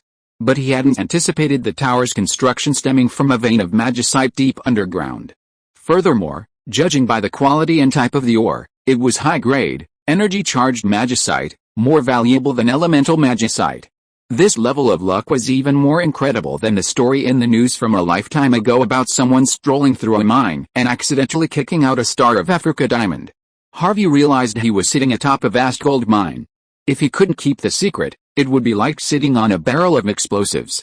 The energy-absorbing beetles were attracted to the magicite ore, then absorbed and fused with it, because the ore was so high quality and rich in pure magic energy that the beetles, upon contact, began a transformation from living organisms to beetle ore. Harvey even suspected the dense pillars of magicite ore in the cave were formed over countless years by the beetles clinging to and fusing with it. "Sir, how are we supposed to excavate and dismantle this ore?" Reiner gazed at the towering magic stone pillars, caught on the consumerist anxiety of sudden wealth. Normal magic stone mining requires separating the raw magic stone ore, already fused with ordinary rock, from the rock itself. No cracks or breakage are allowed, otherwise the ore's quality will be drastically reduced. But Harvey had never heard of such a pure, unbroken magic stone pillar, nowhere else. Directly excavating and shattering the pillars was unrealistic. Such a massive piece of magic stone, if damaged by external forces, might even cause an energy explosion, collapsing the entire cavern and making the effort worthwhile. Furthermore, even if Harvey could harvest a large amount of high-grade magic stone ore, he wouldn't dare trade it for gold pounds, beyond satisfying his own territory. The movement of even a small amount of high-grade magic stone would immediately cause price fluctuations in the magic stone market, instantly attracting the attention of the Union's investigators, known as hounds. Already discriminated against as necromancers, coupled with the accusation of illegally mining magicite, Harvey could foresee a direct assault by the Union's battle mage corps in the near future, a terrifying scene of fireballs and icy blades blazing across the ground. First, find a way to obtain the method for cutting and decomposing high-grade magicite ore from Mr. Frost Giant, the ore identification expert on the forum. Then we can consider the mining plan and its use, Harvey sternly warned his two assistants. Absolutely do not share the information about this vein with anyone else. Egno and Pierce must keep it secret for now. They interact with so many people now, and it's easy for them to let their guard down and let the news slip. Reiner and Asdalen nodded in agreement. Fortunately, they hadn't considered bringing ordinary soldiers and other support personnel with them on this cave exploration mission. Otherwise, even if Harvey hadn't had the heart to do so, they would probably have sneaked out in the middle of the night to silence them. After returning to the underground laboratory, Harvey had Reiner arrange for the engineer alchemyman to seal the cave entrance and stationed a bear-shaped guard alchemyman directly at the entrance. He also deployed several automatically triggered alchemymans to ensure complete safety. He quickly returned to his study on the second floor of the castle and began searching through the drawers for a precious book he had brought with him to Jackdaw Town upon leaving the academy. It was rumored to be written by a mysterious independent alchemist and was believed to be filled with all sorts of fantastical inventions and innovations, almost entirely fantasy. Ash Lambert, Harvey's close friend from his academy days and a venture capitalist, had purchased it for a few hundred gold pounds at a secret auction for spellcasters out of curiosity and a desire to spend his money. He glanced through it a few times, then lost interest and simply gave it to Harvey. Harvey also briefly read some of the contents and concluded that most of the ideas and concepts were indeed fanciful and completely unrealistic. But just now, after witnessing those thick, intact pillars of high-level magic stone in the underground cavern, he suddenly recalled a concept described in the book, a design concept for a higher-level teleportation array, surpassing the continental-level array. This design could achieve two-way teleportation across spatial planes, what the author called a planetary-level teleportation array. This type of teleportation array didn't simply connect reality to the magic network, Harvey's own express-style teleportation array could achieve this. The plane teleportation described in the book refers to the spatial plane between two realities, such as teleporting humans directly to the demonic lands of another dimension, the legendary hell where demons dwell, or the underworld, filled with death energy. This design had no basis or research, not even a testing phase, it remained purely theoretical. To achieve the stage where array design and teleportation experiments could be conducted, a crucial requirement was to build a teleportation matrix directly on a large, intact vein of high-level magic stone. By extracting the rich, pure magic energy from the magic stone vein and continuously providing the teleportation array with driving energy, the successful operation of the teleportation array could be guaranteed. Anyone who read the theoretical scenarios described in this book would likely scoff at them as pure fantasy. But now, Harvey discovered he seemed to possess the prerequisite for this terrifying scenario, a complete and vast vein of high-level magic stone. Wasn't it right under his very feet? But he had no interest in dreaming up teleportation from the human world to hell and the underworld. Putting aside the question of whether hell and the underworld actually existed, even if they did, he wouldn't have the guts to teleport there to feed those terrifying alien races. Even mid-level arcane spellcasters skilled in summoning wouldn't dare claim complete control over the lower-level demons and spectral spirits summoned from hell and the underworld, let alone a novice spellcaster like himself. What truly intrigued him was the idea that if a continental teleportation array could be transformed into a power-gathering array like Units 0 and 2 and 3, providing an endless supply of mana to the magic network form and alchemical life, wouldn't a planetary teleportation array logically be able to be transformed into a more powerful and abundant energy-gathering array? If the 3 energy-gathering arrays he currently used were small thermal power plants, then once he truly built a planetary-scaled energy-gathering array, wouldn't it mean he had a small nuclear power plant? Harvey felt that if he wanted to completely escape the energy crisis caused by the territory's rapid technological development, he would probably have to rely on a nuclear power plant. Chapter 72 Promotion and Experiment.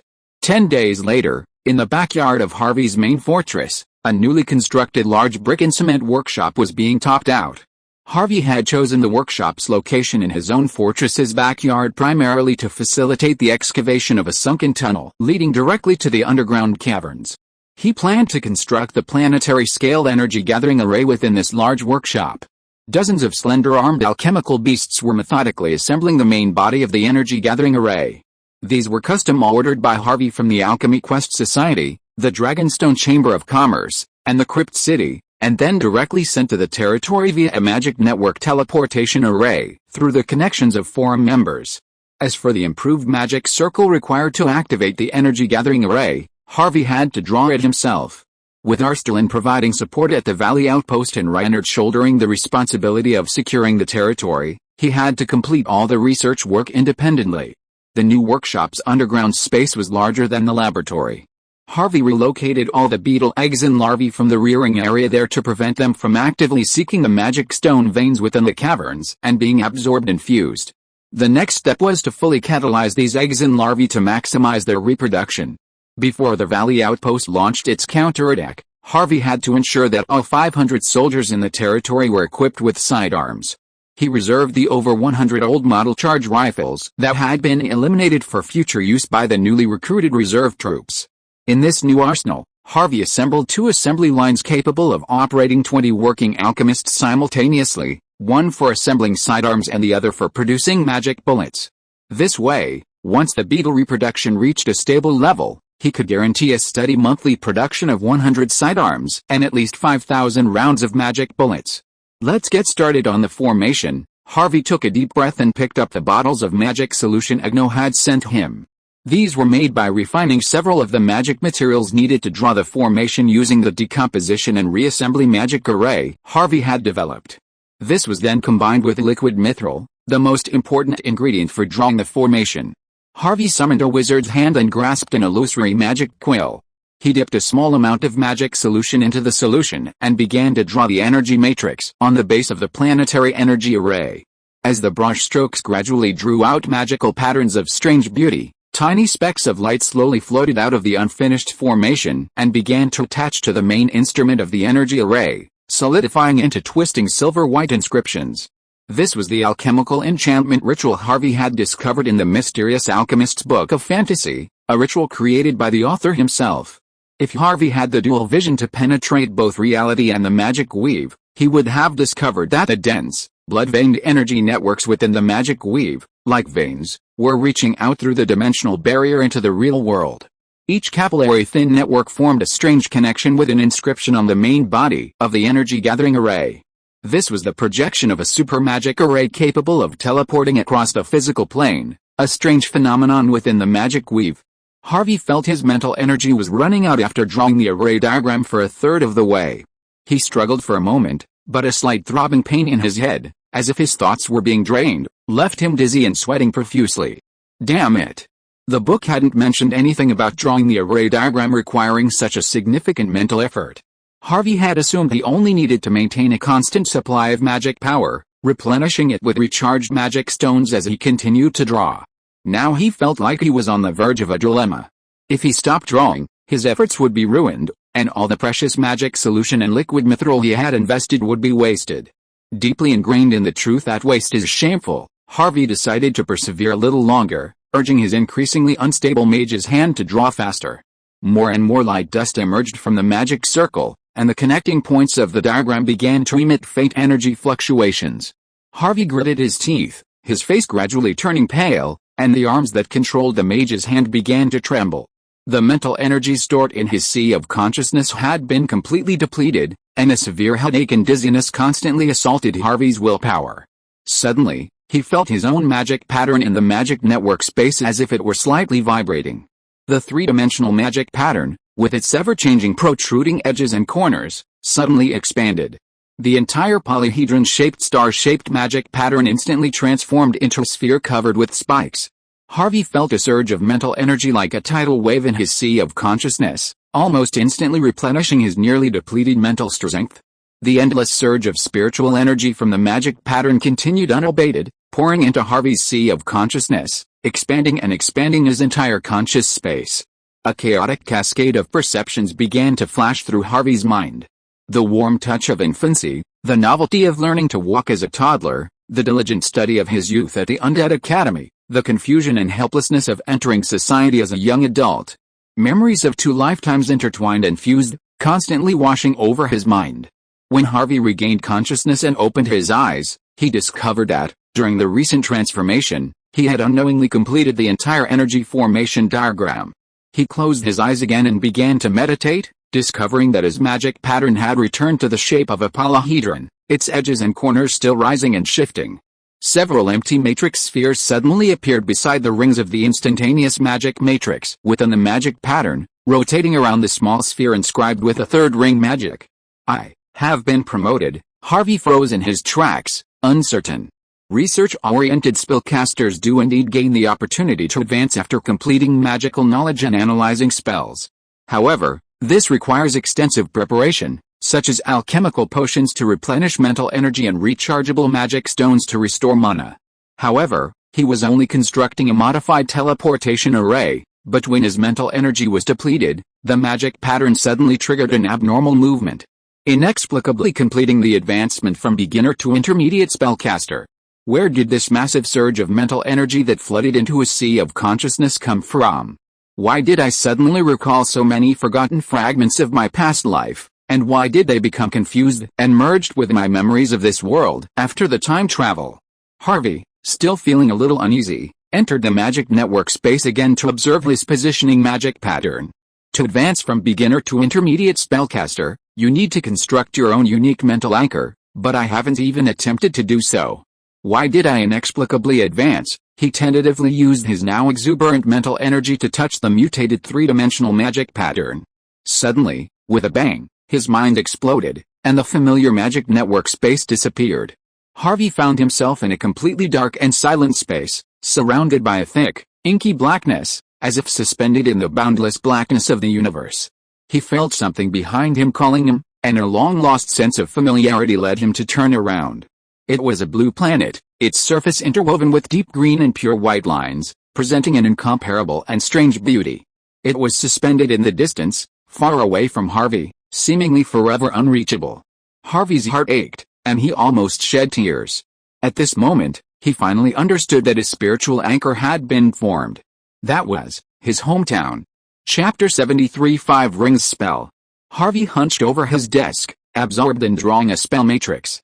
This was a 5th-level improved spell he'd stumbled upon while eavesdropping on a private exchange between 2 high-level spellcasters on the MagicNet forums. Carol's Corruption Field. This 5th-level spell could be cast using both elemental energy and death energy combined with spell materials. As Harvey listened in on the 2 high-level spellcasters' discussion, he largely grasped the techniques they described: how to draw the spell matrix, how to analyze it, how to configure spell materials, and so on. Although he had just unexpectedly ascended to the level of a mid-level spellcaster, he didn't possess any powerful spells suitable for his level that he could immediately master. Necromancer's common spells primarily dealt with the dead and spirits, so Harvey considered mastering just one of these categories sufficient. Biting off more than one bites off more than one bite is an absolute truth in magic. Harvey's strategy was clear. First, he needed to learn some powerful spells capable of area of effect damage.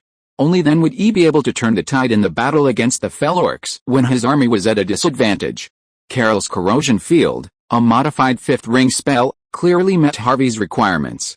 The spell required simple materials, had a wide range, and released a corrosive fog capable of instantly covering an area of approximately 1,000 square meters, inflicting a variety of negative effects on enemies caught within, including poisoning, dizziness, blindness, and mental disturbance. Combined with the precise, long-range bursts of fire from the magic lancers, this effect was almost identical to target practice. After completing his final spell matrix simulation on paper, Harvey left his desk and approached the potion preparation table. Following the completion of the military workshop in the main fort's backyard, the underground laboratory was converted into a proper magic laboratory. In the vast underground space, besides the 3 alchemical energy-focusing arrays standing in the center, a long metal table sat adjacent, upon which 3 large magic brain devices were placed. Harvey regularly used it to gather all sorts of magical knowledge he gleaned from forums. After all knowledge and information shared publicly or privately on the MagicNet forums had to be relayed through Unit Zero's energy gathering array, allowing Harvey to conveniently intercept and excerpt any content he deemed valuable. Behind the 3 energy gathering arrays were several constantly active MagicNet teleportation arrays.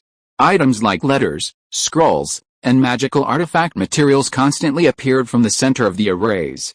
Dozens of small, working alchemy beasts surrounded the arrays, methodically sorting and transporting these magical deliveries. Harvey's main source of cash flow currently depended on this magical delivery service. After all, disguised as a powerful being to rescue 3 high-level spellcasters trapped in a dimensional rift, as he had done previously, wouldn't happen all the time. Harvey didn't dare promise such protection again, as it would likely put him at risk. The forum has grown to around 20 active users. He plans to wait a while before holding a bidding auction for invitations to reap another wave of high-quality profits. Ultimately, he aims to keep the number of active members around 30 for the short term. If the number exceeds this, not only will the administrator, Turing, and the Magic Network forums information be easily targeted by the Union and other organizations, but even his own alias, Kilthuzid, disguised as a high-level necromancer, will be exposed as a complete novice on the forum. Harvey sent a message to Reiner, who was busy outside, via a one-way communication device, instructing him to return to the main fortress laboratory as soon as possible to assist with his upcoming spell analysis experiments. He removed several enchanted crystal bottles, each labeled with a different label, from a row of half-man-high transparent glass cabinets against the wall. These crystal bottles were inscribed with alchemical arrays, preserving the magical materials contained within in various ways to prevent their properties from changing or their energy from being lost. A gigantic eyeball soaked in a thick black liquid, a pale flower that blossomed into an agonized human face, and a massive dark green mold wriggling within a glass bottle, seemingly alive. Harvey placed the bottles and jars on the preparation table, donned a metal protective mask, and began to mix the potions through his crystal lenses. Using his mage's hands, he manipulated the silver tweezers and spoon to extract these exotic and rare ingredients from the glass bottles. Harvey practically held his breath as he performed the operation, remaining cautious despite the mask. After all, according to forum members' discussions, the giant eyeball, taken from the mutated soul devourer, could cause even novice spellcasters to enter a state of mental confusion and ecstasy if held in the eye for more than 3 seconds. The bottle of dark green corrupting mold was an extremely dangerous magical ingredient. The slightest contact with skin would instantly begin to infest the flesh and blood of living creatures, rotting and decaying its host from the inside out. Harvey repeatedly sterilized all lab equipment that came into contact with mold with flames after use, as this mold's growth environment naturally harbored a fear of heat and flame. Using a decomposition and recomposition array drawn on the countertop, Harvey refined and purified the experimental materials. He then mixed them in the correct proportions and poured them into a small crucible engraved with a complex alchemical array to begin refining.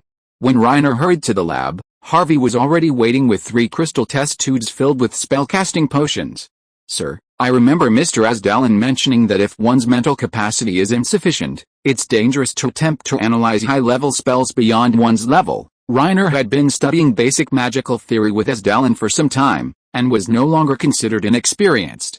For someone like Harvey, who had just ascended to an intermediate level, to immediately attempt to analyze fifth ring magic was considered radical and risky by any experienced spellcaster. Of course, Harvey couldn't explain his unusual mental anchor. But he knew full well that with his current mental strength, as long as he didn't recklessly attempt high-level spells of the 6th ring or higher, he would have no problem analyzing 5th ring magic. Furthermore, He had ample free slots in his magic runes. Aside from one slot occupied by the third ring creative spell, Mirror Curse, he still had 6 remaining.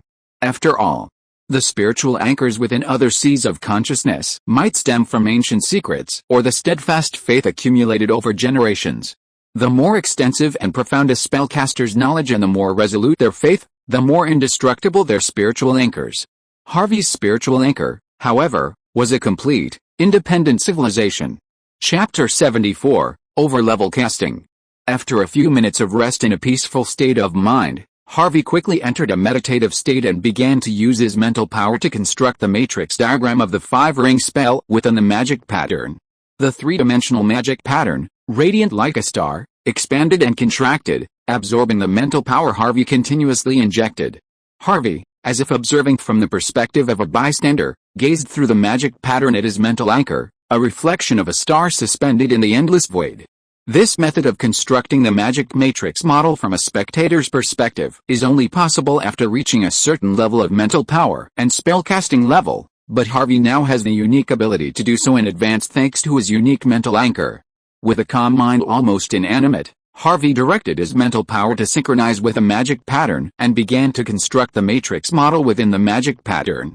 The fluctuations of his mental power caused the magic pattern to vibrate and change, and strands of transparent, almost ethereal lines appeared out of thin air, precisely combining in a strange pattern to form a 3-dimensional magic model. Drawing a spell matrix of this magnitude demands incredibly precise and stable control of mental power. Every line's direction, angle, and coordination must be perfectly accurate. This is a crucial test of a spellcaster's knowledge of magical principles and their ability to analyze magic arrays. Countless novice spellcasters are forever stuck at the level of intermediate spellcasters, unable to achieve a perfect spell model. The spell matrix of Carol's corruption field has been thoroughly analyzed by advanced spellcasters on the Magic Network forums. After all, these improved spells are merely mediocre case studies. Harvey benefited from these experts' precise explanations and analysis of the spell's principles and has attempted to simulate and construct it himself numerous times. He has mastered the key points of the matrix model, including the direction of the lines and the spatial relationships between energy connection points. As the illusory lines condensed by mental energy within the magic pattern gradually coalesced, a complex yet clearly structured 3-dimensional model was gradually constructed. Most novice spellcasters, lacking a complete understanding of the key points and techniques involved in constructing a magic matrix, resort to trial and error, gradually adjusting and refining their methods through countless failures until they finally complete the construction. This painstaking process inevitably consumes a significant amount of mental energy. Without the aid of expensive mental energy replenishing potions, each failure requires days of recovery before the next attempt can be made. Harvey, who had freely acquired key knowledge, had no such worries. By the time his immense mental energy had been expended to a fraction, he had almost completed the rough outline of the matrix model, confirming that no errors had been made throughout the entire process. When the final mental energy line merged with an energy connection point, the entire magic matrix was complete. Suddenly, it vibrated violently, coagulating at a strange frequency and frantically absorbing the magical energy emanating from the magical web space. At the core of the matrix's collapse, a rapidly spinning vortex emerged, absorbing the surging magical web energy and emitting an extremely bright dark green glow. When the glow faded, Harvey saw a round, translucent sphere had appeared on the magic ring within his magic pattern. A tiny green mist seemed to drift within it. This was the magic matrix for Carol's corrosion field. Reiner accompanied Harvey in the underground laboratory, a specially designated magic testing ground. "Sir, do you really want to use these chickens, ducks, and geese to test the power of your new magic?" Reiner had always been a fussy and stingy person. On the one hand, he hoped that the new magic would be extremely powerful, allowing him to dominate the enemy. On the one hand, he felt a pang of reluctance to waste the hundreds of poultry he'd painstakingly raised in a single magical experiment. He wondered if they could be recycled and supplied to the market after use. "I'm using a plague spell. Don't try to take these chickens, ducks, and geese anymore. I've repeatedly reminded you of the food safety issues." Harvey could almost instantly guess Reiner's thoughts the moment he opened his mouth. After all, he was his longest-serving assistant and the first alchemical being he'd personally transformed. Harvey held the prepared potion in hand and gently unscrewed the seal on the glass test tube. With a slight flick of his wrist, he tilted it, allowing the potion to flow out. Simultaneously, he chanted the spell, mobilizing his stored magical energy and deeply connecting with his own magic patterns. The potion, poured from the test tube, didn't drip onto the ground, but instead formed a wriggling ball of liquid that hovered before Harvey. As Harvey finished the spell, he gently pushed the suspended liquid forward with one hand. It flew at breakneck speed toward the massive wooden cage in the center of the magic testing grounds. With a bang, it exploded into thick, expanding dark green mist, enveloping it. The dark green mist continued to expand, soon reaching the solid walls surrounding the testing grounds and spreading toward where Harvey and Reiner stood. The two had no choice but to leave the testing grounds immediately and stand outside the transparent glass walls to observe the effects of the spell. "My lord, the fog is so thick, you can't even see what's going on inside," Harvey chuckled. "What's the rush? Wait a few minutes." He had specially constructed an underground ventilation tunnel within the magic testing grounds, connecting it to the outer walls of the territory. It was equipped with a high-powered exhaust system powered by magical energy, minimizing contamination from the experiments in the labs and the areas where the residents lived and worked. 10 minutes later, Reiner flipped the ventilation lever, and the powerful wind swept away the slightly dimmed fog, revealing the massive, isolated wooden cage in the center of the testing grounds. Reiner considerately handed Harvey a protective mask and walked directly into the testing area. After all, alchemical life forms are naturally immune to toxins and plagues. SHHH. How disgusting, Reiner feigned, pinching his bare metal nose as he surveyed the various poultry lying prostrate in wooden cages. They had all perished, their fur completely shed, their flesh and skin eroded, their appearance utterly gruesome. Reiner picked up a small knife and carefully dissected a goose, revealing a degree of decay within its internal organs. Patches of mold grew on the surface of the organs. As Reiner continued to dissect the entrails with the tip of his knife, the mold continued to rapidly spread and multiply within the dead goose's body. Use the flamethrower quickly to incinerate all these carcasses. And you, Reiner, you have to sterilize your entire body with high-temperature steam. Harvey strictly followed the experimental procedures, instructing Reiner to quickly dispose of the poultry carcasses, which might harbor living mold. This is a very good mid-level plague spell. Not only can it effectively kill the target on the spot, but it will also leave behind a portion of plague mold that can multiply and reproduce, continuing to infect and parasitize.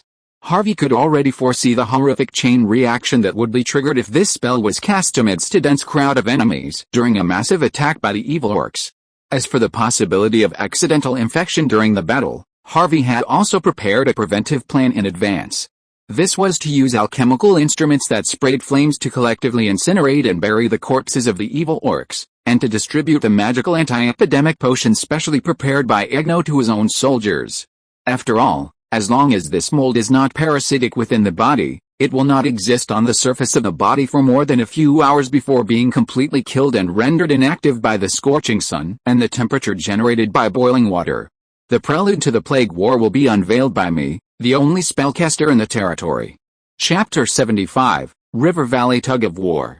Wayne, watch out for enemies to your left. Vaughn removed his empty magazine, pulled a fresh load of magic bullets from his belt, and loaded his rifle.